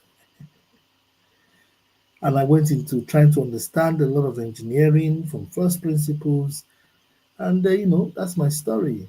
Um, so for me, the first wall to break, or I broke as a writer, was to force myself to sit and say, it is time. Now is the time. I remember the day I got very angry with myself and I sat down in my room in Manchester and I began to write the first book, prophetic tutorials. That's what I called it. Because I have always trained people in prophecy and how to prophesy. So I wrote a book about that. First book was about that. And I got a friend who just saw the script on my laptop, who was also a Christian, who said, this just flipped to say, what are you talking about? This is huge. You're writing heavily. I said, you write very well. And that was all the fuel I needed. And then I went ahead to write You and Your Prophet, then Prophetic Ecosystem and Dynamics. And then I'm also doing work because I do futurism, which is to study the future at personal and at corporate levels globally. And that work has led me to study some very heavy futures. But the one that was leading for me that I noticed was that I looked first was um, fintech black box, which is to look at the future of money in the nations of the world and what's going to happen. What are the changes happening around money and how new banks will run the world. Anyway, those are that's my personal journey. But number one wall is to sit down and agree with yourself to write. Number two is to walk past your internal self doubts. You will have them. In the process of writing the book, you will feel, am I sure? You're going to see a writer or a material that will look close to yours. You're going to see people say all sorts. I mean, some close people may even look at your manuscript and they just bull crap it and say, what, forgive my English, what are you writing? This doesn't make sense. The other thing is that please, your idea should not be too strong that you don't need someone else. So I got some very interesting editors who were not my age bracket, came from another persuasion, and then they recrafted and allowed them to recraft the ideas for me. And I noticed that what they were saying was heavier sense than the way I saw the material. The other bit is that you will need a lot of research. For me, I always start with the materials in that area. I ask who has written in this area, what are the materials, and what are the things that is missing that they've not written about. And that's what led to prophetic ecosystem and dynamics, which is the application of prophecies to the secular areas of human endeavor. And I identified 22 different industries and how prophecy works in those industries by my experience and things I've experienced because I've been opportunity to work in consulting and I've seen how prophecy works across those realms in very powerful ways with tangible results, uh, prophecy and innovation, prophecy and creativity, prophecy and strategy, prophecy and supply chains, prophecy and health, and Medicare. And the list is very long, very, very, very long, very, very, very long. So, um, and how do those models work? And that's what you have in the book that we got the 14 times international best-selling position for, courtesy of the great work by Mr. Fame, who is a genius. So that's the story. I never, never, never, never say never. Never, never say never. And by the way, please, your idea is not the big deal. The big deal is selling. It's called best-selling author, not best writing author. Please write so that we can start sales. Please don't forget that. I Look, love that. I love that. it's not the most brilliant book in town. It's the best-selling book. Yes. Best selling. It's about the readers. It's about the readers. It's about people I love that. like to That's read. it. That's it. And look, there are people with less genius ideas. That's the first and everyone are trying to write. There are people with less brilliant ideas. In fact, don't make the mistake I'm making. So that my books are now volumes. You and your prophet is 300 and something pages. I try to write now and then it is just ballooning up. Don't do all of that congestion. Don't get constipated. Write quickly, write easily, write simply, release it quickly. It's okay for the idea not to be formed. Remember, it's a sea of ideas. Somebody else will pick your idea, get inspired from it, and then they continue the work. Uh, at the end of the day, what we need to crack is best-selling authorship, not best writing. Best writing. Look, you can even speak into Microsoft Word, and it's going to transcribe it for you. And boom, you have your first manuscript ready. In 6 hours, you can do all the speaking you need to speak. You can get your past tapes. You can do all sorts to transcribe. Getting ready to sell and selling is the key. Permit me to use the African phrase, is the cocoa. The cocoa means the most important thing. So that's my point. A lot of us struggle with creating the book so much, and we forget, and I'll yield the mic shortly, we forget that is called best-selling author for a reason. And let me say this: success in book publishing is equal to the production, which is conceptualizing, creating, editing, all the things you're doing, multiplied by or raised to the power of distribution. Distribution is selling on many platforms. So your success is the idea or the book in its finished form multiplied by distribution. Distribution is what marks best-selling authorship. Distribution is where success comes from.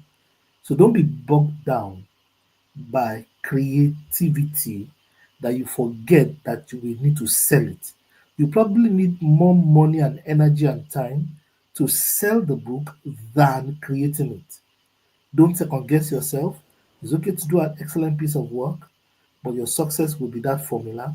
And by the way, your best bet is to start the book from distribution in mind, from target audience, from sales point, and then reverse engineer before you put your pen down.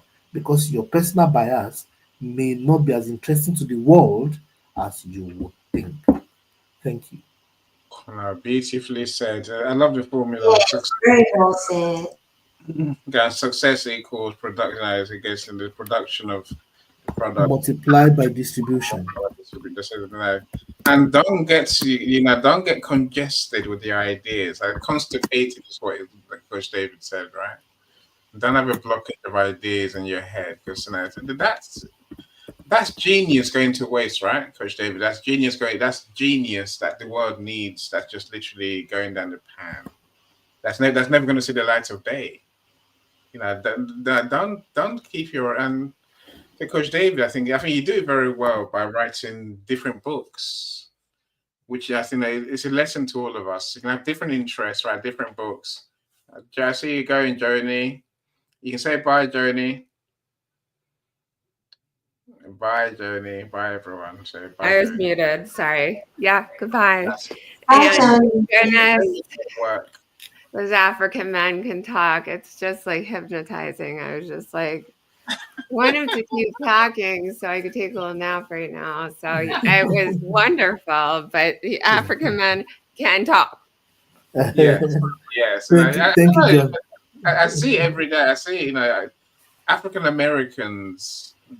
They seem to be the speakers. I don't know whether it's because of the church thing, where they get to do church It must things. be. It's like everyone's talking all the time. Like even like with like my girlfriends, like we went to the same school. Like they're all just like, blah, blah, blah, blah, blah, blah, blah. And I'm like, what has gone on in the last 5 minutes that I didn't know about? Because I don't care. Yes. Anyways, but good job, everyone, and thank you, Annie. No, thank you, Joni. So we'll talk later. Thank you. Okay. You take care. Have a good day. Have a great day. Bye. Take care. Bye. So I do like what Jay says. Jay says if your idea isn't fully developed, sometimes sharing your ideas with an editor or another writer can get you the feedback you need in real time. That immediate feedback can help break through the wall as you're in the midst of writing. So again, I say, it's a great point, Jay. I say that because here, my friends, you're amongst writers, authors, right? So talk to other authors, right? Now talk to them and see what they've been through, see what ideas they may have for you, what ideas you may have for them, right? Let's learn and grow together. But I think I say, go on, Coach David. There is a lot of opportunity in publishing. By the way, I put a formula in the chat. Please let me just amplify it for just a minute for people to see. Publishing success equals production multiplied by distribution. Yeah. You see, there are big events all over the world where authors are celebrated. There are international book clearing meetings. The way you have clearing houses where people come from all over the world. There's one that happens in Germany. I look for the conference where people come from all over the world, and there are publishers from different places in the world who are looking for the hot ideas. Many authors don't know those things exist. Indeed. There's one in London. Yeah. There's in February, I think March, in between February and March. There's one in London. There's one in Germany. There's one in Asia. There's one in Australia. Every region in the world has one big book event where authors go to pitch their mighty books and ideas before huge. I mean, just imagine 25 publishers in a room and you are presenting your work to them. And these guys have distribution channels. Yeah. Research those kind of things. Talk to Annie about best-selling authorship. And that's a big point you're making there, Annie. We need to have author cafes or author groups.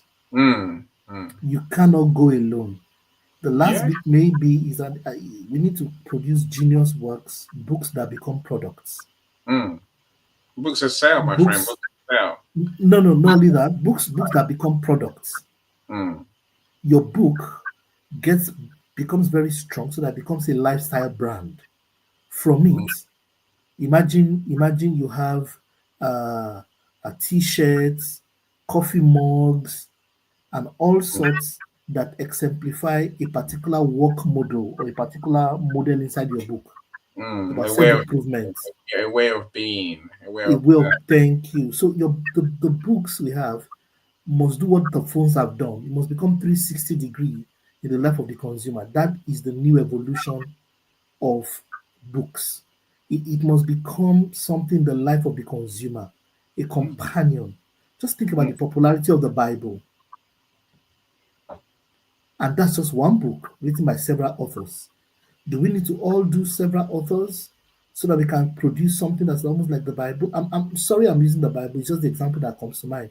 But we need books that stick and becomes lifestyle. And authors need to work together to create those kind of materials. Books into products. Yes, it must become conferences.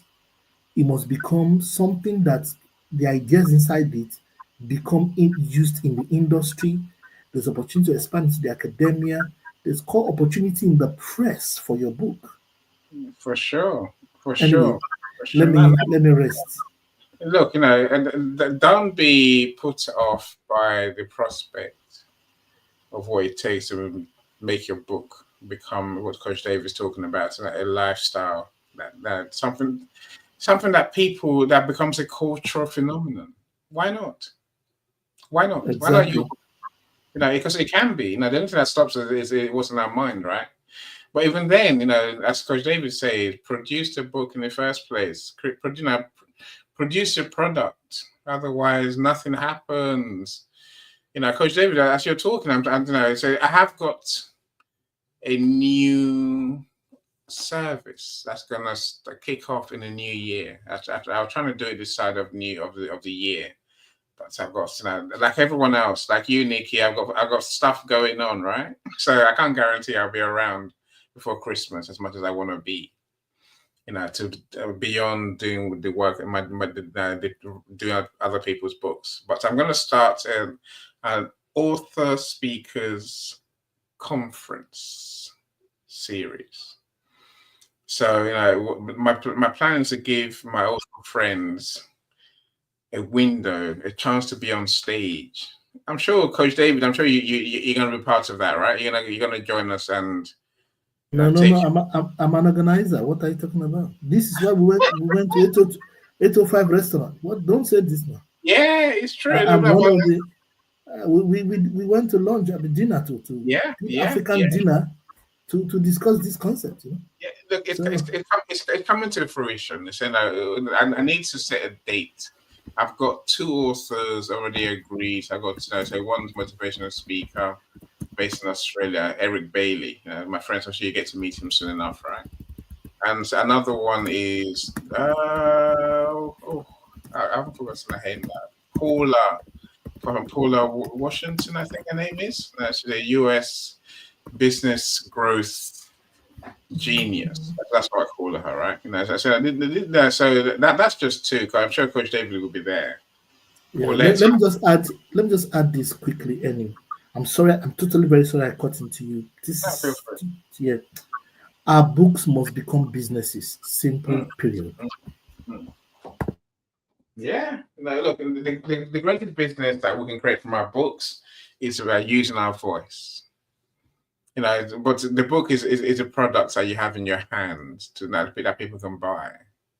But you can spread the message by developing your voice. I don't think authors get enough opportunities, even as Coach David says, they're out there. There's opportunities everywhere, right?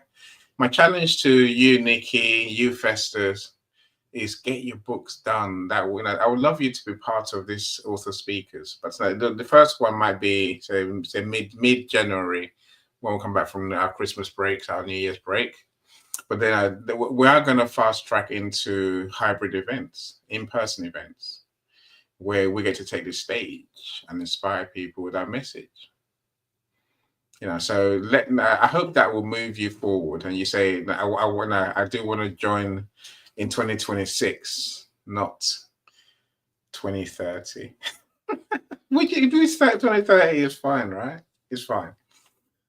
Look, I'll thank you all for spending your time with us. First, thank you for coming back, Nikki.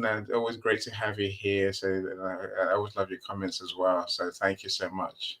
Jay, everyone has joined us. Mike, Yolanda, who shared it with us. Thank you so much. All the Alavin as well. I suppose Alavin's point is worth looking at, right? So if I want to write if I was thinking about writing a book, I would make a plan. Number 1. I would choose something that's inspiring, that's just inspired by. Yeah, no, you have to choose something that you're interested in, something that truly moves you, something that you're willing to spend your effort to share your insights with the world. Sometimes it's our pain. It's not just interest doesn't mean we love it. Interest means that we know about it and we're willing to put the effort in to share our message with the world, right? So she would write 500 words per day. Yes, just look, give yourself a number. With all those 500 words a day, half an hour a day, either way. One day you might write 500, another day you might write 250, you might write 100, you might write not a lot, less than that, right? But another day you might write 10,000 words. That's how books get done. And as Alavin said, if I feel hopeless, I think by going outside and reminding myself of my why and whys. Alavin, so I'll give you the mic to share with us what you're thinking just as we leave, my friend. How are you today? Hello. How are Yes, you? I am fine, thank you. What about you guys? Hello, everyone. Nice to meet you for those who I don't know yet, and I meet just for the first time. I am Mhm. good. So, about this topic, I never think about writing a book because I think I have nothing to share, nothing to speak about. But I've got some friends who told me that I should tell my stories in order to inspire people, to show them uh, everything is possible. It's possible to rise from scratch from your ashes, etc. But I don't think I have to do so, or I have the quality to do so. So that's my point about this topic. And I think we need, yeah, like I said in my messages, we need to be consistent. For example, if I were about to write a book, I would try to at least write 500 words per day, even if it would be just some ideas, some notes, some sentences. Like that, I would continue everything, and I would have a track, a lifeline, some ideas already write down. But I don't think I will start one day. That's my point. Yeah, that one. So choosing something I'm inspiring by, and after writing 500 words per day, and after seeking help, knowing my limits, seeking for help, because I think we need to have some helps in order to be, let's say, inspired or guiding, etc. So I think it is important to think about how do we work, and about that Festus already said that we need to know if we are this kind of person who needs to go from chapter to chapter, or just to write ideas, or just to be just, let's say, well disciplined, etc. That's my point. Thank you for listening. And Emily, are you good? I'm good. I'm always good, right? I live the dreams. I live the dream of books, and I live the dream of talking to my friends like you. Alavine, you're gonna be an author. I can almost promise you. Next thing, you and I would talk, and I've made it my personal mission. Now you've said that, to work with you to tell your story. Because of course, yeah, you have an inspiring story. Everyone's got a book in there, my friends. Everyone has something that we know that the world needs to learn from us. That's why we write books, right? You're no different. And look, I will.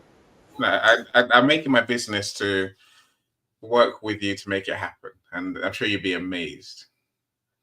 Even if it's just for fun, but ultimately, writing a book is about helping people, your readers, and also showing, and also building a legacy. Of course, there's book sales in there as well, as Coach David alluded to earlier. So we'll talk, and we'll make it happen, my friends. Watch this space. Is what I'll say, right? Watch this space. Nikki, you flash your mic. So I want to go around everyone one last time. And then I say, if you want to give us a quick tip, a quick strategy to to break past that wall that all authors experience, then that would be really helpful. Nikki, let's start with you if you don't mind. Okay, sure. My first tip, my main tip would be if you don't know where to start, just start anyway. I love that. I love that. Look, it's we know where to start, right? There's a process. It starts with having the idea, as Jay said, develop the idea in your head, right? Develop now, give yourself space to develop the idea, and the story that you want to tell. So from there, it's a pretty linear process. I know Festus wants to circumvent the process, but that's Festus been a genius, right? It first, work out who you're writing the book for, right? That's going to influence your title. I can't say enough. Your title normally speaks to here's what you're going to get from reading this book, especially if you are this person. Book, you're going to learn how to overcome depression if you're a 14-year-old teenage girl, for example. I'm saying once you know your target audience, once you know what you're going to write about, you're on your way, right? Now, of course, I might have to narrow that title down even more, but that's optional. And so after that, then the next thing you have to do, essentially, is test your title. Talk to people about your title. Ask random people. Ask people you know. Ask your friends, your family. Ask your connections on LinkedIn. Do a survey. What do you think about this title, this topic for a book?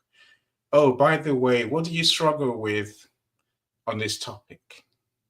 Now you've got people's real experiences, issues. You can further refine your title, or it can further reinforce the title that you have. But now you have beginnings of the issues that you really want to solve, that people really do have, right? Now, from there on, look, write your outline, write your chapters. And I say, I'm one to write chapters. Some people are not. I'm saying, there's nothing wrong with doing the other way, Christiana's way. Festus is a way in terms of vomit everything you're thinking out. Christiana talked about doing the mind map, so you know how that works, right? So branches, circles. Then one circle leads to another. So literally, by now you got a whole page full of different topics that you might want to go down. But once you have your outline, then you can begin to flesh out what's going to be under, the subheadings under each title, each chapter, so to speak, right?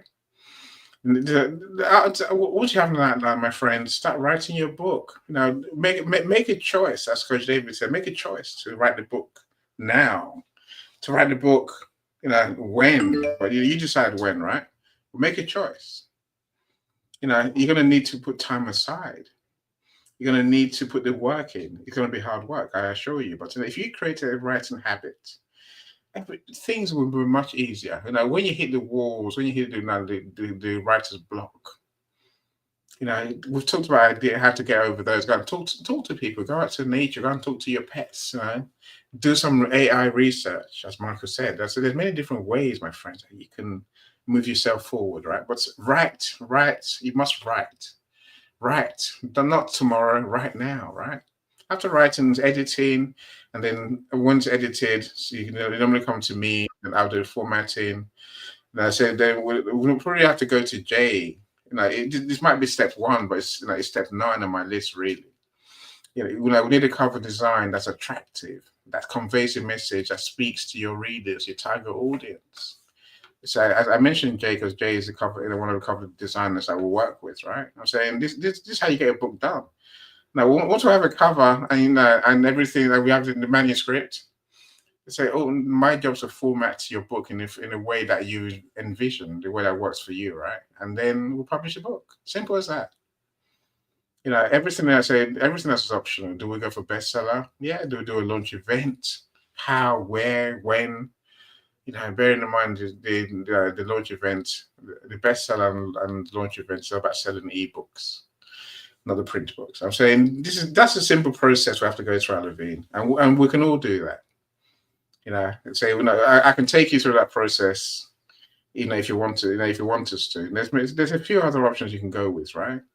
Focus groups. Coach David mentioned. Get people to actually read your book. Get people to look at your book, to give you feedback. Editors might be useful in that sense, but many people can help you. Don't get stuck with I can't write a book because no one cares. Alavine, you only need 24 pages to have a print book on Mm, Amazon, right? 24 pages. mm. You know, You know, in fact, I am this kind of person who write down every thought she has. So, in fact, I have a lot of, let's say, notebooks, uh, paper, everything with my thoughts on it, with my questions about life, about everything. And everything is in English, that's strange. Um, so I think I think I have the ability to write, but you do. I am afraid You do. because my friend, yes, I may say to you, think and write in French because oh, that's a primary language, and then we'll turn it into yeah, English. I can imagine me trying to write a yes, book in French. There's no hope, right? If I can write a book in English, and we can easily turn it into any language we want. I say that's probably the answer. If you think like that, hopefully you can see you have a story to tell that you can tell beautifully in a way that helps people. mm, yeah, but I don't know for the moment. I think it is a process, and I think I need to sleep on it as well. And we will see that with time. We For the will. moment, I'll just We tell will. you that, yeah, I We just, will. yeah, So I think.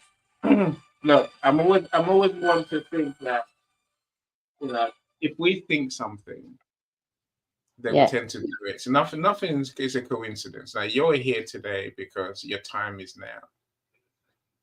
Hmm. Think of that for a second.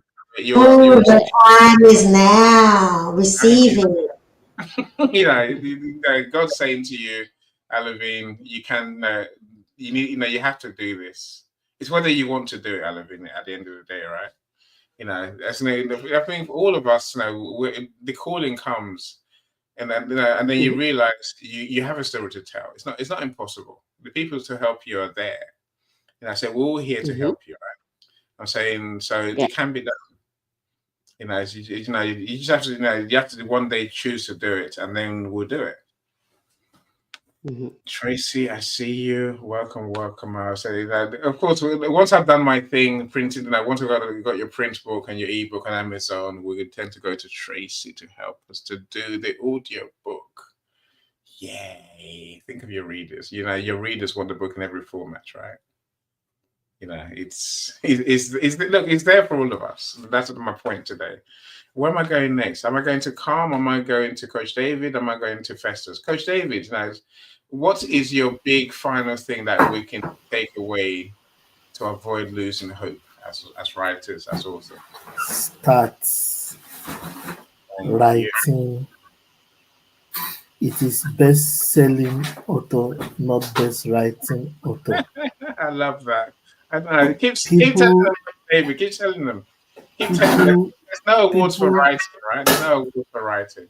Yes, it's best-selling author. People with less creativity, less idea are writing and they are succeeding already. The other thing is that your book introduces you.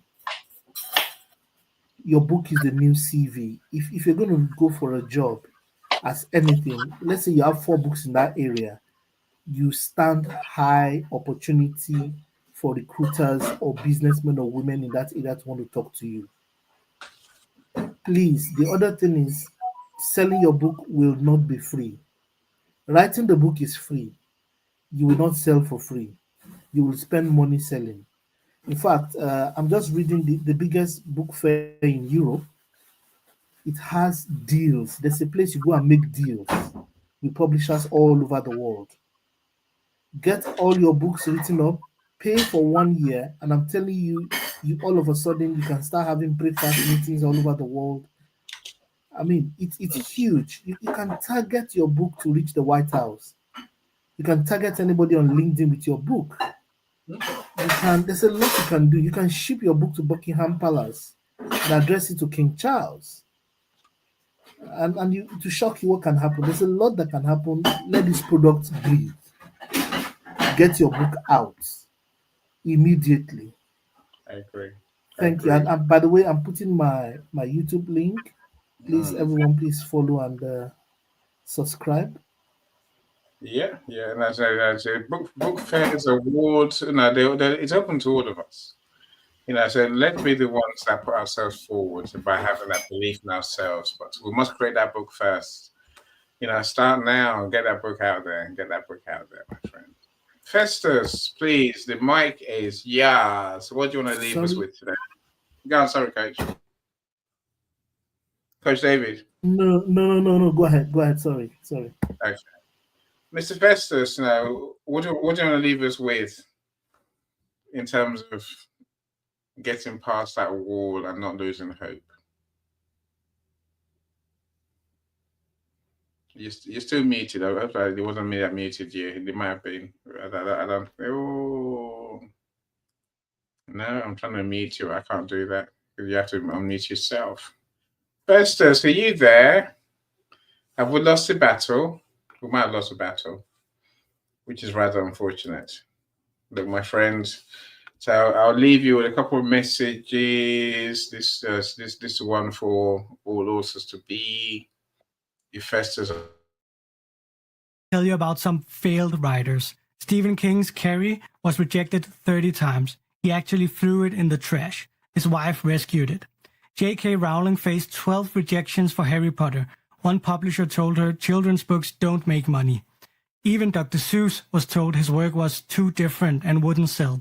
Success isn't about never failing, it's about never giving up. Think rejections means you're not good enough? Let me tell you about some failed writers. Stephen King's Carrie was rejected 30 times. He actually threw it in the trash. His wife rescued it. J.K. Rowling faced 12 rejections for Harry Potter. One publisher told her children's books don't make money. Even Dr. Seuss was told his work was too different and wouldn't sell. Success isn't about never failing, it's about never giving up.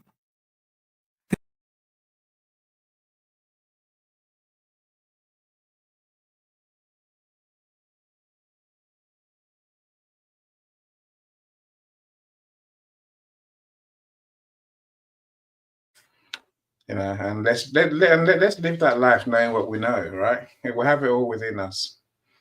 Look, thank you so much those who joined us on stage, to Coach David, Alavine, Nikki, the Genius, Calm, Cyrus, Christiana, many more, right? Festus as well. Thank you so much, all of you. I appreciate you more than you probably realize, but I really do appreciate you. Without you, there would be no show.